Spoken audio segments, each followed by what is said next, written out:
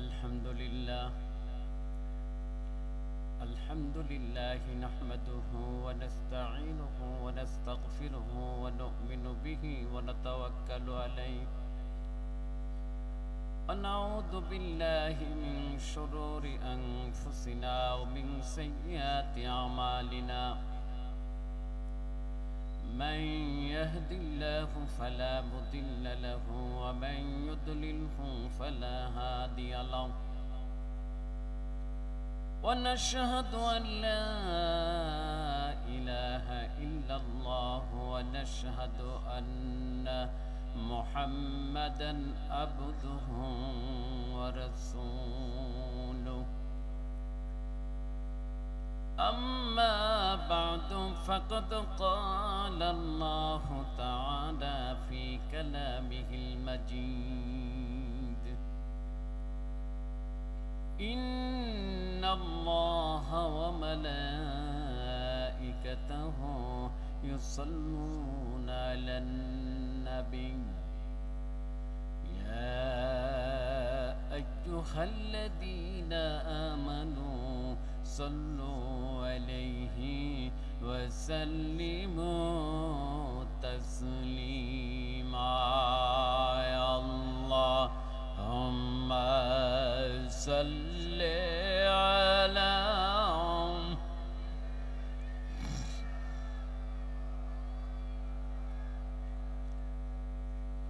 وعلى آل سيدنا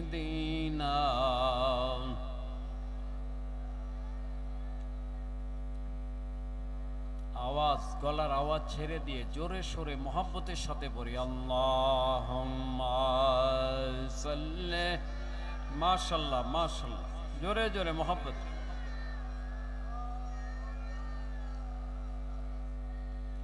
ওয়ালা আলি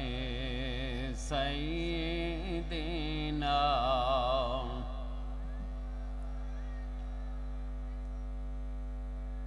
পশু পাখি সবাই বলে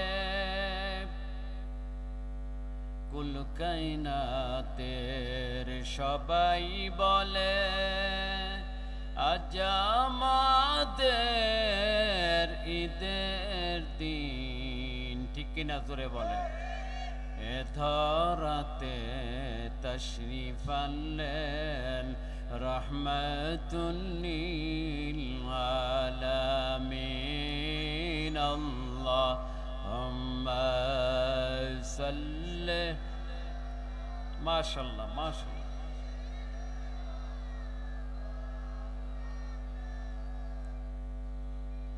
ওয়ালা আলি সাইয়্যিদিনা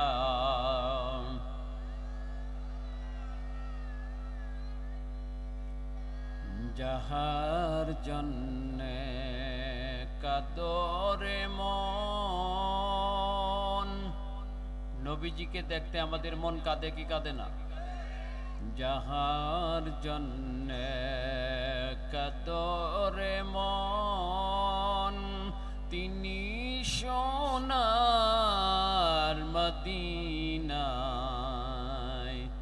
স্বপ্ন যোগে পাইবে দেখা হইলে ওনার দিওয়ানা আল্লাহুম্মা সাল্লি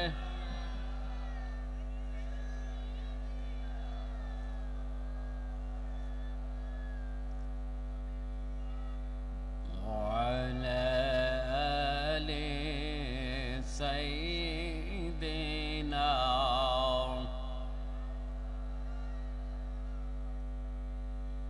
মহব্বতে জিকির করি লা ইলাহা আরো জোরে লা ইলাহা মহব্বতে লা ইলাহা লা ইলাহা লা ইলাহা আসমানের মালিক যে আল্লাহ জমিন দিনের মালিক সেই আল্লাহ, লা ইলাহা লা ইলাহা লা ইলাহা লা ইলাহা ইল্লাল্লাহ মুহাম্মাদুর রাসূলুল্লাহ। সবাই জোরে সোরে বলি সাল্লাল্লাহু আলাইহি ওয়াসাল্লাম। খলিফাতুল্লাহ, খলিফাতুর রাসূলিল্লাহ, সৈয়দে মুজাদ্দিদে আজম, কুতুবুল আলম, গৌসুল আজম, কাইয়ুমুজ জামান, আওলাদে রাসূল সাল্লাল্লাহু আলাইহি ওয়াসাল্লাম, যিনি এই বুলনপুর ঈদগাহ মাঠে অনেকবার মোবারক তাশরীফ এনেছেন, যার কদম মোবারকের ধুলি মোবারক এই ময়দানে পড়েছিল সুবহানাল্লাহ, যিনি বর্তমান জামানার মুজাদ্দিদ হিসেবে সারা পৃথিবীর মানুষের আকীদাকে বিশুদ্ধ করছেন, জোরে বলুন সুবহানাল্লাহ, যিনি সারা বিশ্বে আমার নবীজির অবলুপ্ত সুন্নতগুলো জিন্দা করছেন, মানুষের জীবনে বাস্তবায়িত করছেন, সুবহানাল্লাহ, যিনি হক বিষয়টাকে মানুষের সামনে তুলে ধরছেন এবং বাতিল না হক তার পরিচয় সমাজে তুলে ধরছেন, বাতিল না হককে জমিন থেকে নিশ্চিহ্ন করছেন, সুবহানাল্লাহ, যিনি একমাত্র ব্যক্তিত্ব যার দোয়ার বদৌলতে মকবুল মোনাজাতের কারণে আজকে সন্ত্রাসী জালেম আমেরিকা, রাশিয়া সহ যত কাফের মুশরিক গুলো আছে তারা আযাব গজবে নিশ্চিহ্ন হয়ে যাচ্ছে, সুবহানাল্লাহ। সেই রাজারবাগ শরীফের মামদু মুর্শিদ কিবলা আলাইহিস সালাম ওনার খাস দয়া, দান, ইহসান, নেক দৃষ্টি, ফয়েজ, তাওয়াজ্জু এবং মুবারক ইজাজত ক্রমে অনন্তকাল ব্যাপী জারিকৃত সুমহান সাইয়্যিদুল আয়াত শরীফ অর্থাৎ পবিত্র ঈদে মিলাদে রাসূলিল্লাহ সাল্লাল্লাহু আলাইহি সাল্লাম ওনার সম্মানার্থে অনুষ্ঠিত আজকের এই বরকতপূর্ণ, নেয়ামতপূর্ণ, ফজিলতপূর্ণ, নাজাতপূর্ণ মাহফিলে উপস্থিত সম্মানিত সভাপতি সাহেব, উপস্থিত সম্মানিত মেহমানগণ, হযরতে উলামায়ে কেরাম, দূর দূরান্ত থেকে আগত আমার দিনদার ধর্মপ্রাণ আশিকুল্লাহ, আশিকে রাসূল, আশিকে ওলি মুসলমান ভাইরা এবং পর্দার আড়ালের মা ও বোনেরা, আমাদের প্রত্যেককেই সর্বপ্রথম মহান আল্লাহ পাক ওনার পবিত্র দরবারে শুকরিয়া আদায় করতে হবে, ঠিক কিনা সরে বল। কারণ হচ্ছে যদি আল্লাহ পাক রব্বুল আলামিন অত্যন্ত ভালোবেসে, মহব্বত করে, পছন্দ করে এই এলাকার অগণিত মুসলমান থেকে বাছাই করে আপনার আমার মতো কতিপয় গুনাহগার পাপী বান্দা বান্দিগুলোর উপর খাস রহমত বর্ষণ না করতেন, তাহলে কিন্তু আপনার আমার পক্ষে আজকের এই সাইয়্যিদুল আয়াত শরীফ মাহফিলে, হক্কানি রব্বানি আলিম উলামাদের মাহফিলে এবং এই বরকতপূর্ণ মাহফিলে বেহেশতের বাগানে আমাদের পক্ষে আসা, বসা, আলোচনা করা এবং শোনা সম্ভব হতো না, ঠিক কিনা? আপনার আমার মতো অনেকেই জানে আজকে এখানে সাইয়্যিদুল আয়াত শরীফ মাহফিল, ঠিক কিনা? জানে কি জানে না? অনেকের কানে এখনো মাইকের আওয়াজ যাচ্ছে, কিন্তু এই বেহেশতের বাগানে তারা ঢুকতে পারছে না, ঠিক কিনা? জোরে বল। পারছে ঢুকতে? সবাইকে আসতে পারছে? সবাইকে আসতে পারবে? পারবে না। কেন? আমরা সবাই জানি যে সামান্যতম একটা নেক কাজ যদি বান্দা করতে চায়, মহান আল্লাহ পাক ওনার রহমত লাগবে, ঠিক না বেঠে? আবার যদি বান্দা এক যাররা পরিমাণ পাপ কাজ থেকে, গুনার কাজ থেকে বাঁচতে চায়, তাহলেও তাকে আল্লাহ পাকের রহমত লাভ করতে হবে, ঠিক কিনা? রহমত ব্যতীত এক যাররা নেক কাজ করতে পারবে না, রহমত ব্যতীত এক যারা পাপ কাজ থেকেও বেঁচে থাকতে পারবে। শুধু তাই না, আপনি মনে করতেছেন আপনি নামাজ পড়েন, আপনি রোজা রাখেন, আপনি হজ করেন, আপনি যাকাত দেন, আপনি দান সদকা করেন, আপনি অনেক ভালো ভালো কাজ করেন, নেক কাজ করেন, ইবাদত বন্দেগী করেন, আপনি ভাবছেন আপনি তো জান্নাতে চলে যাবেন। নাউজুবিল্লাহ বলেন। আসলে ইবাদত বন্দেগীর মাধ্যম দিয়ে বান্দা কোনোদিন জান্নাতে যেতে পারবে? কেন? যতক্ষণ পর্যন্ত আমার আল্লাহ পাক রব্বুল আলামিন দয়া করে রহমত করে বান্দার প্রতি রহমত নাযিল না করবেন, বান্দার ইবাদতগুলো কবুল না করবেন, বান্দা জান্নাতে যেতে পারবে? পারবে? কোশ্চেন গেল পারবে। ইবাদত করলেই যে জান্নাতে যাওয়া যাবে এমন গ্যারান্টি কে দিল আপনাকে? ইবাদত আল্লাহর দরবারে কবুল হতে হবে, ঠিক কিনা জোরে বলেন। আর কবুল হওয়ার জন্য আল্লাহর রহমতের দরিয়ায় জোশ আসতে হবে। আল্লাহর রহমতের দরিয়ায় যদি জোশ এসে যায়, আল্লাহ বান্দার ইবাদতটা কবুল করে নেন, বান্দাকে আল্লাহ নাজাত দিয়ে দেন। জোরে বলুন সুবহানাল্লাহ।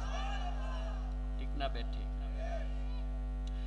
এই জন্য আমার নবীজি ইরশাদ করেন, মা মিন আহাদিন ইয়াদখুলুল জান্নাতা ইল্লা বিরহমাতিল্লাহি তাআলা। সুবহানাল্লাহ। আমার নবীজি ইরশাদ মোবারক করেন, ও আমার উম্মতেরা, তোমরা ভালো করে জেনে রাখো, কাল কিয়ামতের ময়দানে হাসরের দিনে আমার একজন উম্মত জান্নাতে প্রবেশ করতে পারবে না যতক্ষণ পর্যন্ত আল্লাহ পাকের রহমত তারা লাভ না করবে। জোরে বলুন সুবহানাল্লাহ। একজন উম্মত জান্নাতে যেতে পারবে না, একজন উম্মত জান্নাতে প্রবেশ করতে পারবে না যতক্ষণ পর্যন্ত আল্লাহ পাক তার প্রতি রহমত না করবেন, দয়া করে তার ইবাদতগুলো কবুল না করবেন। ঠিক কিনা জোরে বলেন। জান্নাতে যাওয়া সম্ভব?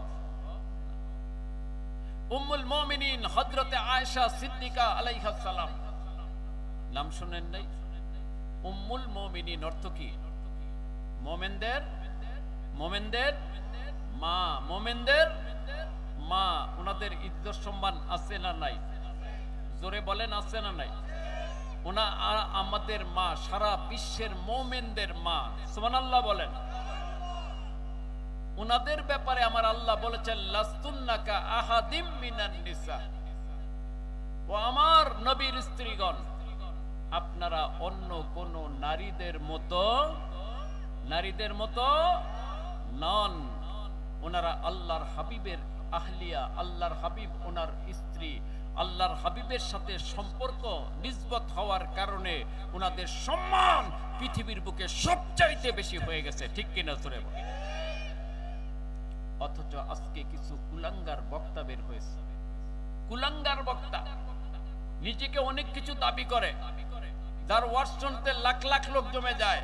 এরকম কুলাঙ্গার বক্তা উম্মুল মুমিনিন হযরত কুবরা আলাইহিস সালাম ওনার শানে বেয়াদবি গুস্তাখিমূলক কথা বলেছে। ঠিক কিনা জোরে বলেন।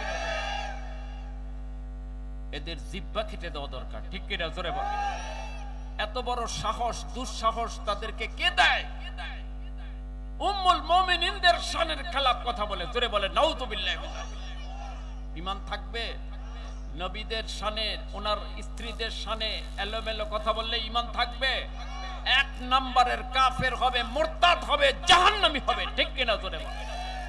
মনে রাখতে হবে, উম্মুল মুমিনিন মুমিনদের মা। সুবহানাল্লাহ বলেন। আরে একটা সাধারণ বৎসরিত্র সন্তানও যদি হয়, তার মা যদি খারাপও হয়, ওই সন্তানটা তার মায়ের ব্যাপারে এরকম কথা বলতে পারে না। ঠিক কিনা জোরে বলে। এমন কথা বলতে পারে? বলে উনি নাকি বুড়ি ছিলেন। জোরে বলেন নাউযুবিল্লাহ। এটা বলতেও কষ্ট হয়, কিন্তু বোঝার জন্য বলতে হয়। বুড়ি শব্দ কার সালে ব্যবহার করো? মাকেও তো সন্তান বুড়ি বলে না। ঠিক কিনা জোরে বলেন। আবার বলে তালাক খাইছে। জোরে বলেন নাউযুবিল্লাহ। নাউযুবিল্লাহ বলে। ইনটেক না, ভার্জিন না, ইংরেজি শব্দ ব্যবহার করে। জোরে বলেন নাউযুবিল্লাহ। আমি যদি প্রশ্ন করি তোর স্ত্রী যে ইনটেক ভার্জিন এর কোনো গ্যারান্টি আছে, কোন সার্টিফিকেট আছে? তোর স্ত্রীও তো ভার্জিন না, ইনটেক না, ঠিক কিনা জোরে বলে? তুই কি জবাব দিবি? তুই মুমিনদের মা সম্পর্কে এলোমেলো কথা বলো, জোরে বলে নাউযুবিল্লাহ। সাবধান থাকতে হবে, আকীদা হচ্ছে সবার আগে, ঠিক কিনা জোরে বলে? উম্মুল মুমিনিন, মুমিনদের মা। কতজন? কতজন? কতজন? 13 জন, মনে থাকবে? কতজন? 13 জন। একজনের ব্যাপারেও কোনো চুচেরা কিলোকাল করা যাবে? শানের খেলাপ কথা বলা যাবে? যাবে না। ওনারা ইমাম, ওনারা আমাদের ইমান, ঠিক কিনা জোরে বলেন? ওনাদেরকে মহব্বত করা ফরজ, সম্মান করা ফরজ, ঠিক কিনা জোরে বলেন? মনে রাখবেন সবাই। আর এই ধরনের তক্তা মার্কা বক্তা, মুরতাদ মার্কা বক্তাদের ওয়াজ শুনতে যাবেন না, ঠিক কিনা জোরে বলেন? এদেরকে ওয়াজ করতে দিবেন না। এরা ওয়াজ করার কোনো যোগ্যতা রাখে না। এরা আসলে ইহুদি নাসারার দালাল। এরা নবী রাসূল উম্মুল মুমিনিনদের শান খাটো করার জন্যই তারা জমিনে বের হয়েছে, ঠিক কিনা জোরে বলেন? এদের এই দেশ থেকে বিতাড়িত করতে হবে, ঠিক কিনা জোরে বলেন? এরা এই দেশে থাকার উপযুক্ত। আমি যেটা বলতেছিলেন, উম্মুল মুমিনিন আয়েশা সিদ্দিকা আলাইহিস সালাম, উনি হচ্ছেন তৃতীয় উম্মুল মুমিনিন। কতজন? তৃতীয়।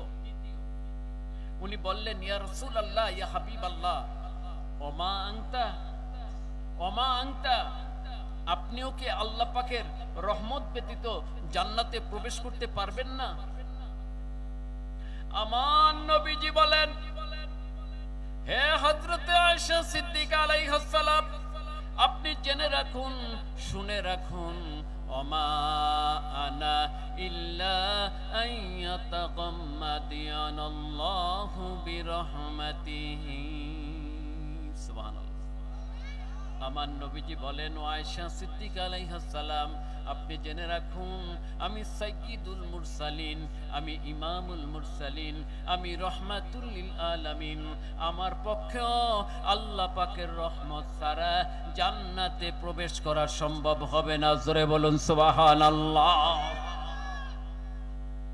যিনি স্বয়ং রহমাতুল লিল আলামিন, ওনার পক্ষে যদি আল্লাহর রহমত ছাড়া জান্নাতে যাওয়া সম্ভব না হয়, জমিনের বুকে আর এমন কোন ব্যক্তিত্ব আছে যে আল্লাহর রহমত ছাড়া জান্নাতে যাবে?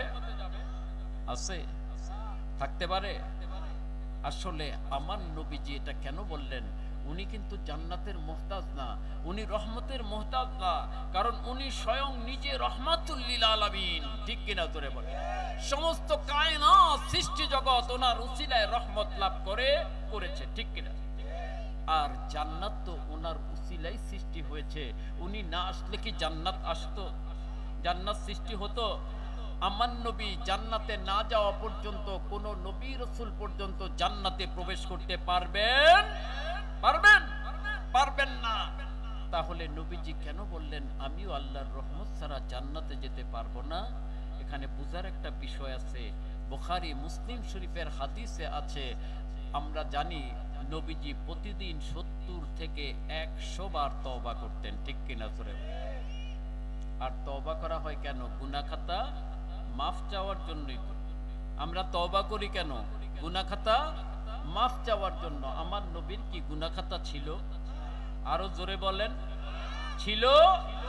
আহলে সুন্নাত ওয়াল জামাতের আকীদা শুধু আমার নবীজি না, আল আম্বিয়া আলাইহিমুস সালাম কুল্লুহুম মাসুম, প্রত্যেক নবী রাসূল আলাইহিমুস সালাম মাসুম, নিষ্পাপ। জোরে বলুন সুবহানাল্লাহ, ঠিক কিনা? তা আমার নবীর গুনাহ খাতা ছিল না, তারপরেও 70 থেকে 100 বার তওবা করেছেন। কেন করেছিলেন? করেছেন উম্মতকে তওবার গুরুত্ব শিক্ষা দেওয়ার জন্য। জোরে বলুন সুবহানাল্লাহ, ঠিক কিনা? আমাদেরকে শিক্ষা দিলেন, হে আমার উম্মতেরা, আমি মাসুম, আমি নিষ্পাপ, এরপরও 70 থেকে 100 বার তওবা করি। তোমরা তো গুনাহগার, তোমরা পাপী, তোমরা গুনার সাগরে ভাসতেছো, তোমাদের আরো বেশি বেশি তওবা করা দরকার, ঠিক কিনা? এটা শিক্ষা দিলেন। ঠিক নবীজি বললেন আমিও আল্লাহর রহমত ছাড়া জান্নাতে যেতে পারবো না। আল্লাহ পাকের হাবিব এই রহমতের গুরুত্বটা উম্মতকে বুঝায় দিলেন যে আসলে কোন উম্মত আল্লাহর রহমত ছাড়া জান্নাতে যেতে পারবে, যতই ইবাদত করুক সে আল্লাহর রহমত ছাড়া জান্নাতে প্রবেশ করতে পারবে। একটা ঘটনা কিতাবে লেখা হয়, শুনতে রাজি আছেন? কষ্ট হচ্ছে আপনাদের? রাত বেশি হয় নাই, অল্প সময় শেষ হয়ে যাবে, মনোযোগ দিয়ে কথাগুলো শুনতে হবে। আসলে ওয়াজ মাহফিল গুলো মানুষের হেদায়েতের জন্য, ঠিক কিনা জোরে বলেন? কিসের জন্য? হেদায়েতের জন্য ওয়াজ মাহফিল। আর হেদায়েত যদি লাভ করতে হয় কোরআন হাদিস মনোযোগ দিয়ে শুনতে হয়, ঠিক না ব্যাঠি?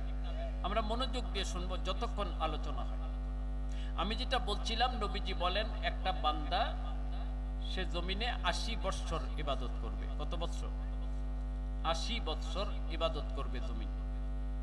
তা 80 বৎসর ইবাদত করার পরে বান্দা মনে মনে ধারণা করবে আমি তো 80 বৎসর ইবাদত করেছি, আমার জান্নাতে যাওয়ার জন্য এই 80 বৎসরের ইবাদতই যথেষ্ট। নাউজুবিল্লাহ। বান্দা এটা ধারণা করবে মনে মনে।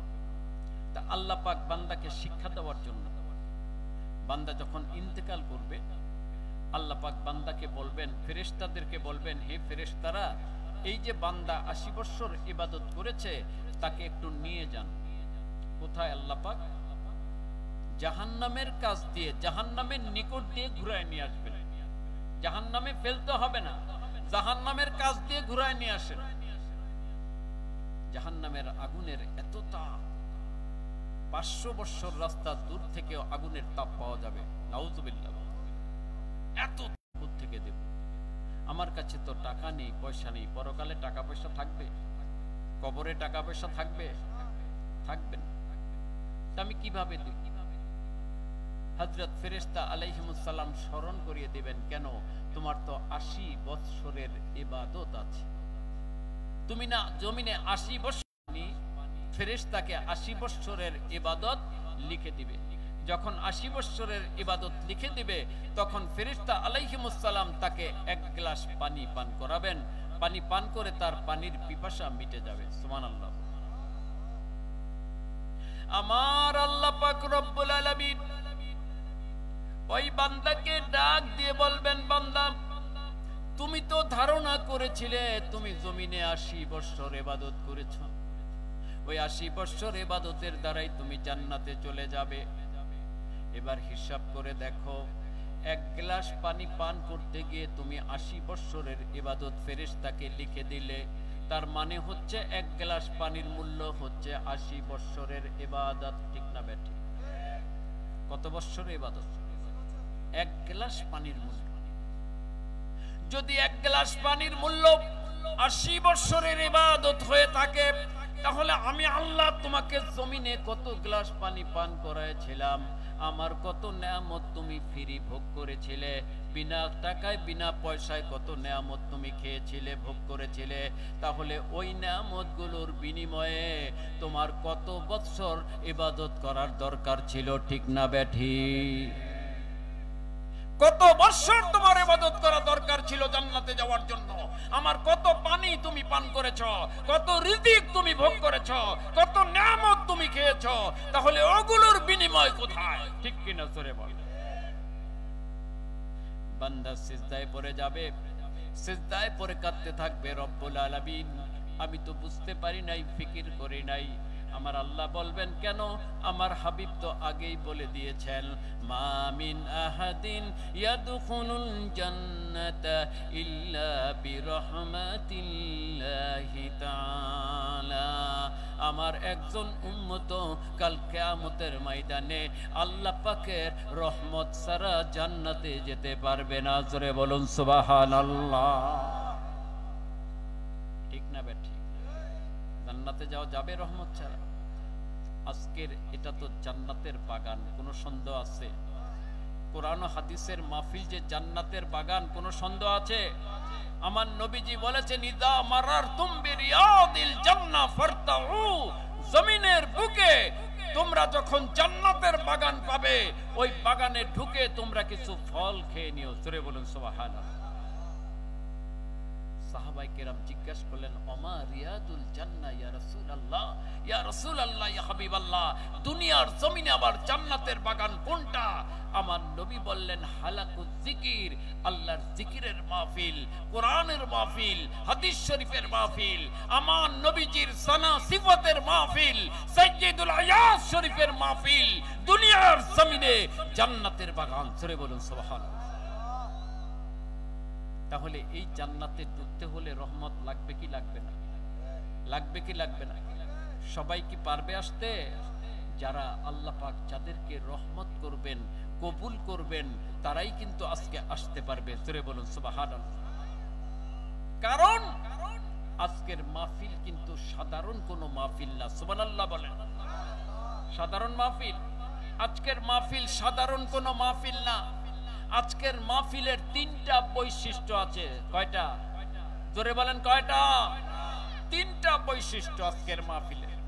এই তিনটা বৈশিষ্ট্য আলোচনা করে আমি মাহফিল শেষ করব ইনশাআল্লাহ। শুনতে রাজি আপনারা? তিনটা বৈশিষ্ট্য। এক নাম্বার বৈশিষ্ট্য, বিশেষত্ব আজকের মাহফিলের, আজকের মাহফিলটা হচ্ছে হাক্কানি, রাব্বানি, আল্লাহর ওলিগণের মাহফিল। জোরে বলুন সুবহানাল্লাহ বিহামদিহি। ঠিক কিনা? জোরে বলেন। জমিনে অনেক মাহফিল হয়, হয় না? হয় কিনা? সব মাহফিল কিন্তু হক্কানি ওলি আল্লাহদের মাহফিল না। ঠিক কিনা? জোরে বলেন। বাতিলপন্থীদের মাহফিল আছে, আছে না নাই? জোরে বলেন। বদ আকীদার লোকদের মাহফিল আছে, আছে না নাই? জোরে বলেন। ধর্ম ব্যবসায়ীদের মাহফিল আছে, আছে না নাই? জোরে বলেন। সব মাহফিল কি হক? এই জন্য বর্তমানে জমানায় কিন্তু হক্কানি শব্দটা ব্যবহার করা হয়। যারা হক ওলি আল্লাহ তাদের আগে হক্কানি শব্দটা ব্যবহার করা হয়। ঠিক কিনা? জোরে বলেন। কেন? সবাই তো আলেম, সবাই তো মাওলানা, সবাই তো ওলি আল্লাহ দাবি করে। ঠিক কিনা? জোরে বলেন। তাহলে হক্কানি শব্দটা কেন ব্যবহার করা হয়? কারণ হাদিস শরীফে আছে আলিম ওলামা দুই প্রকার। কয় প্রকার? জোরে বলেন কয় প্রকার? দুই প্রকার। এটা মনে রাখবেন। আজকে মুসলমান আলেম চিনে না, কার কাছে যেতে হবে জানে না, কার ওয়াজ শুনতে হবে জানে না, যার কারণে যেখানে সেখানে গিয়ে ঈমান নষ্ট করে জাহান্নামী হয়ে যাচ্ছে। ঠিক কিনা? জোরে বলেন। জানতে হবে, নবীজি বলে দিয়েছেন সব। হাদিস শরীফে আছে আলেম ওলামা দুই প্রকার। কয় প্রকার? দুই প্রকার। মিশকাত শরীফের হাদিস। নবীজিকে সাহাবায়ে কেরাম প্রশ্ন করলেন, ইয়া রাসূলুল্লাহ, ইয়া হাবিবাল্লাহ, এই দুনিয়ার জমিনে সবচাইতে খারাপ লোককে, সবচেয়ে নিকৃষ্ট লোককে এই দুনিয়ার জমিনে? আমার নবীজি বললেন, লা তাসআলুনি আনিশ শার, সালুনি আনিল খাইর। নবীজি বললেন, হে সাহাবায়ে কেরাম, আপনারা আমাকে খারাপ লোক সম্পর্কে কেন জিজ্ঞাসা করছেন? নিকৃষ্ট লোক সম্পর্কে কেন জিজ্ঞাসা করছেন? আমাকে ভালো লোক সম্পর্কে জিজ্ঞাসা করেন, যে জমিনে ভালো লোককে। সাহাবায়ে কেরাম বললেন, ইয়া রাসূলুল্লাহ, ইয়া হাবিবাল্লাহ সাল্লাল্লাহু আলাইহি সাল্লাম, আমরা যদি খারাপ লোক না চিনি তাহলে তার থেকে ঈমান হেফাজত করব কিভাবে? ঠিক কিনা? জোরে বলেন। তার থেকে দূরে থাকবো কিভাবে? আমাদের আমল হেফাজত হবে কিভাবে যদি আমরা খারাপ লোক না চিনি? কে ভণ্ড, কে প্রতারক, কে দুনিয়া লোভী, কে ধর্ম ব্যবসায়ী, এটা যদি আমরা না চিনি, আমরা কি তাদের ধোঁকা থেকে বাঁচতে পারবো? পারবো? পারবো। তাই আপনি বলে দেন, দুনিয়ার জমিনে খারাপকে, নিকৃষ্টকে। আমার নবীজি বললেন, হ্যাঁ, যদি এই উদ্দেশ্যে জানতে চাও যে খারাপ লোক চিনে তার থেকে দূরে থাকবে, তাহলে আমি বলে দিচ্ছি, তোমরা ভালো করে শোনো, মনোযোগ দিয়ে শোনো। ইন্না শাররার শাররে শিরারুল উলামা ওয়া ইন্না খায়রাল খায়রে খিয়ারুল উলামা। আমার নবীজি বললেন, এই দুনিয়ার জমিনে সবচাইতে নিকৃষ্ট, সবচাইতে খারাপ হচ্ছে যারা দুনিয়াদার, ভণ্ড, প্রতারক, দুনিয়ালোভী, ধর্ম ব্যবসায়ী, মাওলানা, মৌলবী, পীর, দরবেশ। এরা হচ্ছে দুনিয়ার জমিনের সবচাইতে নিকৃষ্ট ব্যক্তি। জোরে বলেন নাউযুবিল্লাহ। সাথে সাথে ভালোর কথাও বলে দিলেন। সবচেয়ে ভালো কারা? দুনিয়ার জমিনে সবচেয়ে সম্মানিত ব্যক্তি কারা? ওয়া ইন্না খায়রাল খায়রে খিয়ারুল উলামা। নবী রাসূলগণের পরে দুনিয়ার জমিনে সবচাইতে সম্মানিত ব্যক্তিত্ব, সবচাইতে মর্যাদাবান ব্যক্তিত্ব, আল্লাহর প্রিয় বান্দা, নবীর প্রিয় উম্মত, তারা হচ্ছে হাক্কানি রব্বানি আলিম উলামা। জোরে বলুন সুবহানাল্লাহ। ঠিক না ব্যাঠি? তাহলে এখানে আমার নবী দুইটা শব্দ ব্যবহার করেছেন। একটা হচ্ছে শাররুন, একটা কি? শাররুন। ইন্না শাররার শাররে, শাররার শাররে, নিকৃষ্টরও নিকৃষ্ট শব্দ আল্লাহর হাবিব ব্যবহার করেছেন। কার শানে? কার ব্যাপারে? আলেমদের ব্যাপারে। কার ব্যাপারে? আলেমদের ব্যাপারে। নাকি ইঞ্জিনিয়ারের ব্যাপারে বলছেন? ডাক্তারের ব্যাপারে বলছেন? পুলিশের ব্যাপারে বলছেন? মন্ত্রীর ব্যাপারে বলছেন? কারো ব্যাপারে বলেন নাই, বলছেন আলেমের ব্যাপারে, যে আলেমের মধ্যে সবচেয়ে নিকৃষ্ট, আবার খৈরাল খৈরে, উত্তমেরও উত্তম হচ্ছে আলেম সম্প্রদায়। জোরে বলুন সুবহানাল্লাহ। তাহলে এই হাদিস শরীফ থেকে আমরা স্পষ্ট বুঝতে পারলাম আলেম ওলামা দুই প্রকার, দুই দলে বিভক্ত। ঠিক কিনা? জোরে বলেন। কয় দলে? দুই দলে বিভক্ত। একদল হচ্ছে নিকৃষ্ট। নিকৃষ্ট কারা? যারা এলেমের বিনিময়ে দুনিয়া কামাই করে। ঠিক কিনা? জোরে বলেন। এলেমের বিনিময়ে দুনিয়া কামাই করে, তারা হচ্ছে আল্লাহর জমিনের সবচাইতে নিকৃষ্ট। ঠিক কিনা? জোরে বলেন। আর হক্কানি রব্বানি আলেম কারা? যারা জীবন দিতে প্রস্তুত, জীবন দিতে প্রস্তুত, কিন্তু ঈমান বিক্রি করতে রাজি না। সারা পৃথিবী তাদের কদমের নিচে এনে দিল, তারা ঈমান বিক্রি করবে না। ঠিক কিনা? জোরে বলেন। তারা কিয়ামত পর্যন্ত হক কথা বলে যাবে। সুবহানাল্লাহ বলেন। ফতোয়া ঘুরাবে না। এক সময় এক ফতোয়া, সুবিধাবাদী ফতোয়া, জোরে বলেন নাউজুবিল্লাহ। আগে সুদখোরের বিরুদ্ধে ফতোয়া দিত, সুদ খাওয়া হারাম, সুদ খাবেন না, সুদখোরের বিরুদ্ধে ফতোয়া দিত। এখন সুদখোর ক্ষমতায়, এখন সুদখোরের পক্ষে কথা বলে। জোরে বলেন নাউজুবিল্লাহ। বলে সুদখোর আমাদের নেতা। জোরে বলেন নাউজুবিল্লাহ। সুদখোর এখন নেতা হয়ে গেছে। তার মানে কি? ইলমটাকে সে বিক্রি করে দিয়েছে সুদখোরের কাছে। ঠিক কিনা? জোরে বলেন। দুনিয়া কামাই করার জন্য, দুনিয়া হাসিলের জন্য। এগুলো বুঝতে হবে, ফিকির করতে হবে। হককে না হককে। একটা ঘটনা শুনুন। বাদশাহ শাহজাহানের নাম আমরা শুনেছি, সবাই শুনে নেই? বাদশাহ শাহজাহান, ঘটনাটা খুব গুরুত্বপূর্ণ, ফিকির করার মতো। আজকে এগুলো না জানার কারণে মানুষ হক না হক বুঝে না, যে হককে না হককে। নাম শুনলে লাভ দিয়ে পড়ে। আল আজহার ইউনিভার্সিটি থেকে ফারেক হয়ে আসছে, মদিনা ইউনিভার্সিটিতে ফারেক হয়ে আছে, পিছনে লাগায় মাদানি, পিছনে লাগায় দেওবন্দি, পিছনে লাগায় সালাফি, পিছনে লাগায় মাযহারি, আজহারি, কত কিছু লাগায়। ঠিক কিনা? জোরে বলে। মানুষ লাভ দিয়ে পড়ে, যায় ঈমানটা শেষ করে আসে। জোরে বলেন নাউজুবিল্লাহ। ঠিক কিনা? জোরে বলেন। নাম শুনলে লাভ দিবেন না, যাচাই বাছাই করতে হবে, ইলম অর্জন করতে হবে। কার কাছে যাবেন? বাদশাহ শাহজাহান, মোগল সম্রাট। এই বাদশাহ শাহজাহান একবার অসুস্থ হয়, তার শরীরে চুলকানি রোগ হয়। চুলকানি, চুলকানি চিনেন তো? চুলকানি রোগ হয়, খুজলি পাচরা। বাদশার দরবারে কবিরাজ থাকে, কবিরাজকে ডেকে আনলো। কবিরাজ, তুমি দেখো তো আমার চুলকানি রোগ হয়েছে, এটা চিকিৎসা কি? তো কবিরাজ ভালো করে দেখলো, দেখার পরে বলল, বাদশা নামদার, আপনার এই চুলকানি রোগের একটাই চিকিৎসা, খুব ভালো চিকিৎসা। কি চিকিৎসা? আপনি যদি রেশমি কাপড় পরিধান করেন, রেশমি, রেশমি, যে রাজশাহীতে রেশম বোর্ড আছে না, রেশম পোকা আছে না, রেশম পোকার থেকে একটা সুতা বের হয়, হয় না? সেটা দিয়ে কাপড় তৈরি হয় না? রেশমি কাপড়। এই রেশমি কাপড় যদি আপনি পরিধান করতে পারেন, তাহলে আপনার চুলকানি রোগটা খুব তাড়াতাড়ি ভালো হয়ে যাবে। তো বাদশাহ শাহজাহান, আগের দিনের যারা রাজা বাদশাহ ছিল, দেশ চালাতো, তাদের কিছু দ্বীনি ইলম কালাম থাকতো। ঠিক কিনা? জোরে বলেন। তারা কিছু ইসলামিক পড়াশোনা করতো, জ্ঞান থাকতো। আর এখন তারা রাজা বাদশাহ হয়, সব মূর্খের দল। ঠিক কিনা? জোরে বলেন। ইসলাম সম্পর্কে কিছুই জানে না, সূরা ফাতিহাটা ঠিক মতো বলতে পারে না। ঠিক কিনা? জোরে বলেন। কোরআনের আয়াতরে কয় হাদিস, হাদিসরে কয় আয়াত। ঠিক কিনা? জোরে বলেন। মূর্খ লোক, পড়ালেখা নাই। তা আগের জমানায় রাজা বাদশাহরা অনেক জ্ঞানী ছিল। সুবহানাল্লাহ বলেন। বাদশাহ শাহজাহান জানতো, সে বলল আমি তো জানি ইসলামে শরীয়তে পুরুষের জন্য রেশমি কাপড় পরিধান করা হারাম। কার জন্য?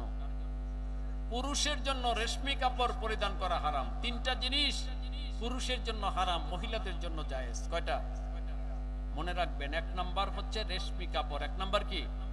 রেশমি কাপড়। দুই নাম্বার লাল রং, হলুদ রং, জর্দা রং।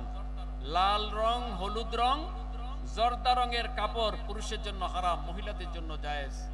আর তিন নাম্বার স্বর্ণ ব্যবহার করা। স্বর্ণ ব্যবহার করা পুরুষের জন্য হারাম, মহিলাদের জন্য কি? জায়েজ। তে বাদশা বলল আমি কি এটা পড়তে পারবো? আমার তো ইসলামে হারাম এটা পুরুষের জন্য। তো কবিরাজ বলল আপনি পড়তে পারবেন কি পারবেন না, জায়েজ না না জায়েজ, এটা তো আমি বলতে পারবো না। আমি তো ফতোয়া না, মুফতি না, আমি তো কবিরাজ। আমি ওষুধ বলতে পারবো কিন্তু ফতোয়া তো আমি দিতে পারবো না। ফতোয়া দিবে মুফতি সাহেবরা, ঠিক না বেটে? বাদশা বলল তুমি ভালো কথা বলেছো, আমার দরবারেই তো মুফতি আছে। দরবারে মুফতি থাকে কি থাকে না? রাজা বাদশাদের অধীনে মুফতি থাকে কি থাকে না? মাওলানা মৌলভী থাকে কি থাকে না? থাকে। প্রত্যেক জামানায় রাজা বাদশার কিছু আপনার মুফতি থাকে, আলেম ওলামা থাকে। এখন তো রাজা বাদশা নাই, এখন প্রেসিডেন্ট, প্রধানমন্ত্রী, সরকারি মাওলানা মৌলভী থাকে। থাকে কি না? জোরে বলে। সরকারের কথা মোতাবেক ফতোয়া দেয়। নাউজুবিল্লাহ বলে। যাই হোক, দরবারের মুফতিকে ডাকলো বাদশা। মুফতি উপস্থিত। বাদশা বলল আমি আমার চুলকানি রোগ হয়েছে। কবিরাজ বলেছে রেশমি কাপড় পরিধান করলে আমার চুলকানি রোগ ভালো হয়ে যাবে। আমি কি এই রেশমি কাপড় পরতে পারবো? তুমি একটা ফতোয়া দাও তো। তো মুফতি সাহেব চিন্তা করলো ভালো একটা সুযোগ পাওয়া গেছে। আমি তো এই সুযোগই খুঁজতেছি এতদিন।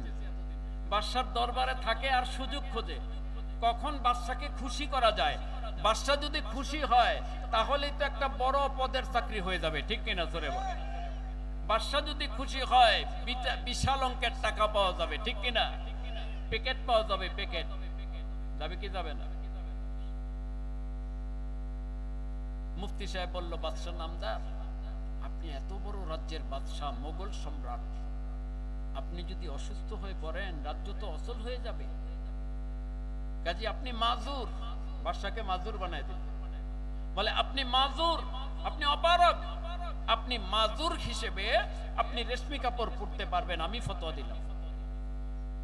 বাদশা তো জ্ঞানী লোক। বাদশা বলল আপনি একা ফতোয়া দিলে হবে না, আরো মুফতি সাহেবের সমর্থন লাগবে, সিগনেচার লাগবে। আপনি আরো মুফতি সাহেবের সিগনেচার নিয়ে আসেন, ফতোয়া লিখে সেখানে মুফতিদের সিগনেচার নিয়ে আসেন।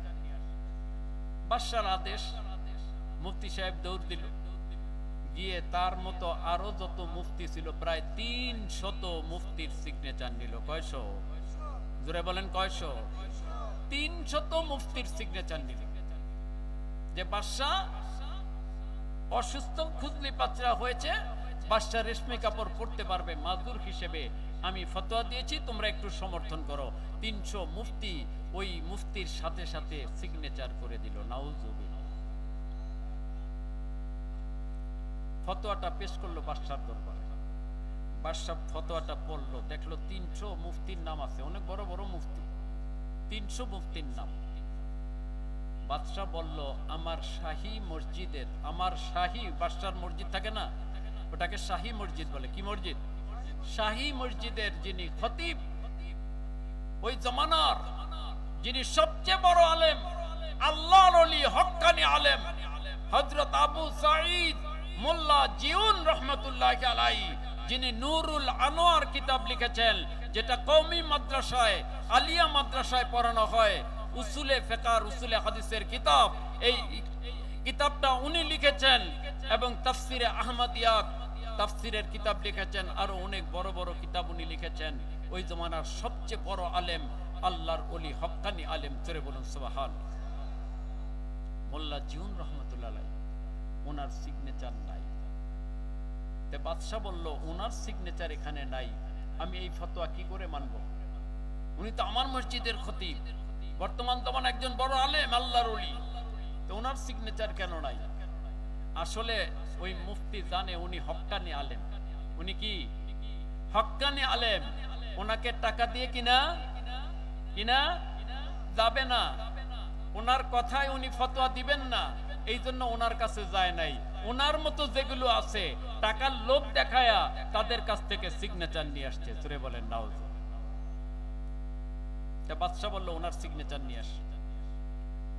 মুফতি সাহেব গেল মোল্লা জিউন রহমতুল্লাহ আলাইহির কাছে, গিয়ে বলল হুজুর একটু সিগনেচার করেন। কি হয়েছে, কিসের সিগনেচার? বাদশা অসুস্থ, খুজলি পাচরা হয়েছে, চুলকানি রোগ হয়েছে। কবিরাজ বলেছে রেশমি কাপড় পরলে বাদশা ভালো হয়ে যাবে। আমরা 300 মুফতি ফতোয়া দিয়েছি বাদশা মাজুর হিসেবে রেশমি কাপড় পরতে পারবে, আপনি একটু সমর্থন করেন, সিগনেচার করেন। মোল্লা জিউন রহমতুল্লাহ আলাইহি বললেন যে এখানে সিগনেচার করে কি লাভ হবে, বড় জোর তোমরা জানবা আর বাদশা জানবে, ঠিক না বেঠিক? আর তো কেউ জানবে না, জানবে? তার চেয়ে ভালো হবে আগামীকাল জুমার দিন। আগামীকাল কি? জুমার দিন। জুমার নামাজ বাদশা আমার মসজিদে আমার সামনে আমার এখানে নামাজ পড়েন। বাদশা, মন্ত্রী, মিনিস্টার সবাই থাকে, আলেম ওলামারাও আসে, কাজেই আমি জুমার দিনে এটার ফয়সালা দিয়ে দিব। মুফতি সাহেব আর কোনো কথা বলতে পারলো না, সে চলে গেল বাদশার দরবারে, গিয়ে বলল বাদশার নামদার উনি বলেছেন জুমার দিন এটার ফয়সালা সবার সামনে দিয়ে দিবেন। বাদশা বলল এটাই তো ভালো হবে, সবার সামনে যদি ফয়সালা হয়ে যায় তাহলে তো আর কেউ কোনো কথা বলতে পারবে যে বাদশা শরীয়তের খেলাফ কাজ করেছেন এই ধরনের কোনো কথা বলতে পারবে? সবার সামনে আমি ফতোয়া দিয়ে দিব। বাদশা বলল ঠিক আছে, তাই হবে। পরের দিন জুমার দিন বাদশা উপস্থিত, মন্ত্রী মিনিস্টার সবাই উপস্থিত, সাথে ওই যে 300 মৌলবী তারাও উপস্থিত। তারা আসছে, দেখি উনি কি ফতোয়া দেন। উনি কি ফতোয়া দেন, কারণ উনি তো সবার চাইতে আলাদা, উনি তো আমাদের মতো না, উনি টাকার কাছে বিক্রি হন না, উনি ক্ষমতার কাছে আত্মসমর্পণ করেন না, উনি আল্লাহ রাসূল ছাড়া কাউকে ভয় করেন না, ঠিক কিনা? হক্কানি আলেম কি বলেন দেখব। সবাই আসলো। জুমার দিন খুতবা দেওয়ার আগে মোল্লা জিউন রহমতুল্লাহ আলাইহি ফতোয়াটা হাতে নিলেন। হাতে নিয়ে বললেন আমার কাছে একটা ফতোয়া এসেছে। কি ফতোয়া? বাদশা অসুস্থ, চুলকানি রোগ হয়েছে, চুলকানি, খুজলি পাচরা। কবিরাজ বলেছে রেশমি কাপড় পরিধান করলে বাদশা সুস্থ হয়ে যাবে, কিন্তু ইসলামের দৃষ্টিতে পুরুষের জন্য রেশমি কাপড় পরিধান করা হারাম। এটা জায়েজ হবে কিনা বাদশার জন্য ফতোয়া চাওয়া হয়েছে। আমার কাছে ফতোয়া আছে, 300 মুফতি, এই দেশের 300 মুফতি ফতোয়া দিয়েছে বাদশা মাজুর হিসেবে রেশমি কাপড় পরিধান করতে পারবে। আর আমার কাছে ফতোয়া চাওয়া হয়েছে, আমি এখন কোরআন ও হাদিসের দৃষ্টিতে ফতোয়া দিচ্ছি, মুফতি और मुस्ताफ्ती हर दो काफिरन। उन्हीं फारसी भाषाয় বললেন, फारसी भाषाয় मुफ्ती और मुस्ताफ्ती हर दो काफिरन। যে 300 মুফতি ফতোয়া দিয়েছে বাদশা রেশমি কাপড় পরিধান করতে পারবে মাজুর হিসেবে, আর যেই বাদশা শাহজাহান ফতোয়া তলব করেছে, ফতোয়া চেয়েছে, উভয়ে কাফের হয়ে গেছে। নাও কাফের হয়ে গেছে, কারণ আল হালালু বাইয়িনুন ওয়াল হারামু বাইয়িনুন। হালাল স্পষ্ট, হারাম স্পষ্ট। কিয়ামত পর্যন্ত হালাল হারাম হবে না, হারামটা হালাল হবে না, ঠিক কিনা? জোরে বলে, কিয়ামত পর্যন্ত হবে না। বাদশা মাজুর না, চুলকানি রোগ হলে, খুজলি পাচরা হলে মানুষ মারা যায় না, ঠিক কিনা? জোরে বলে, মারা যায়। যদি বাদশার জীবন রক্ষার জন্য, জীবন চলে যেত এমত অবস্থায় জীবন রক্ষার জন্য মাজুর হিসেবে রেশমি কাপড় পরতে পারতো, ঠিক কিনা? জোরে বলে। কিন্তু বাদশা তো মাজুর না, বাদশাকে মাজুর বানানো হয়েছে। তাহলে কি করে বাদশার জন্য হারামটা হালাল হতে পারে? এটা সম্পূর্ণরূপে হারামকে হালাল বলা কুফরি হয়েছে, হারামকে হালাল করার চেষ্টা করাটাও কুফরি, ঠিক কিনা? জোরে বলে। দুইজনে কাফের হয়ে গেছে। ফতোয়া শেষ, জুমার নামাজ পড়লেন, বাদশা দরবারে চলে গেল। দরবারে গিয়ে গোসায় ফেটে উঠলো, এত বড় সাহস! আমার মসজিদের খতিব, শাহী মসজিদের খতিব সমস্ত মানুষের সামনে আমাকে অপমান করলো, আমাকে কাফের ফতোয়া দিল। এখনই যাও মোল্লা জিউন রহমতুল্লাহ আলাইহিকে অ্যারেস্ট করো। বাদশাহ আলমগীর তখন ছোট ছিল। বাদশাহ আলমগীর মোল্লা জিউন রহমতুল্লাহ আলাইহির ছাত্র। উনি দৌড়ে আসলেন, ওস্তাদজি আপনাকে অ্যারেস্ট করার জন্য আল্লাহ আব্বাজান সৈন্য পাঠাচ্ছেন। উনি বললেন তাই নাকি? তাহলে এক কাজ করো, আমার অজুর বদনাটা দাও আর মেসওয়াকটা দাও। আল ওযু সিলাহুল মুমিন। তোমার আব্বার রাজ্য বল আছে, অস্ত্র বল আছে, সৈন্য আছে, সামন্ত আছে, অনেক শক্তি আছে, আর আমার অস্ত্র হচ্ছে ওযু। আমি এখন ওযু করে 2 রাকাত নামাজ আদায় করে আল্লাহর দরবারে হাত তুলবো, তোমার পিতার রাজ্য ধ্বংস হয়ে যাবে। জোরে বলুন সুবহানাল্লাহ। বাদশাহ আলমগীর জানতেন উনি আল্লাহর ওলি, মুস্তাজাবুদ দাওয়াত, ওনার প্রত্যেকটা দোয়া আল্লাহর দরবারে কবুল হয়। উনি দৌড়ে গেলেন, গিয়ে বলেন আব্বাজান এখনো সময় আছে, আপনি মোল্লা জিউন রহমতুল্লাহ হাতকে ঠেকান। উনি যদি হাত তোলেন আপনার রাজ্য ধ্বংস হয়ে যাবে। শাহজাহানও জানতো উনি হক, উনি না হক না। উনি কোনো কিছু পরোয়া করেন না, জীবনের পরোয়া করেন না। উনি ঈমান দিতে রাজি না, জীবন দিতে রাজি। এটা জেনে উনি দৌড়ে আসলেন, এসে ওনার কাছে ক্ষমা চাইলেন যে হুজুর আমি আসলে বুঝতে পারি নাই, এই ওলামায়ে সু ধর্ম ব্যবসায়ী মৌলবীগুলো আমাকে বিভ্রান্ত করেছে, আপনি সঠিক বলেছেন, আপনার কাছে আমি ক্ষমা চাই। জোরে বলুন সুবহানাল্লাহ। ক্ষমা চাইলেন। এখন এই যে ঘটনা শুনলাম, কি বুঝলাম আমরা?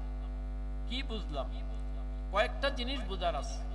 একটা হচ্ছে পৃথিবীতে না হকের সংখ্যা আগেও বেশি ছিল, এখনো বেশি আছে, কিয়ামত পর্যন্ত বেশি থাকবে। ঠিক কিনা? জোরে বলেন। না হকের সংখ্যা, না হক মাওলানা মৌলবীর অভাব নাই, ভুরি ভুরি মাওলানা মৌলবী পাওয়া যাবে। ঠিক কিনা? জোরে বলেন। যারা ঈমানটাকে বিক্রি করে দেয় টাকার কাছে। ঠিক কিনা? জোরে বলেন। দুনিয়ার ক্ষমতার কাছে ঈমানটাকে বিক্রি করে দেয়, এরা ধর্ম ব্যবসায়ী ওলামায়ে সু। ঠিক কিনা? জোরে বলেন। এদের সংখ্যা বেশি থাকবে আর না হকের সংখ্যা কম থাকবে। ঠিক কিনা? জোরে বলেন।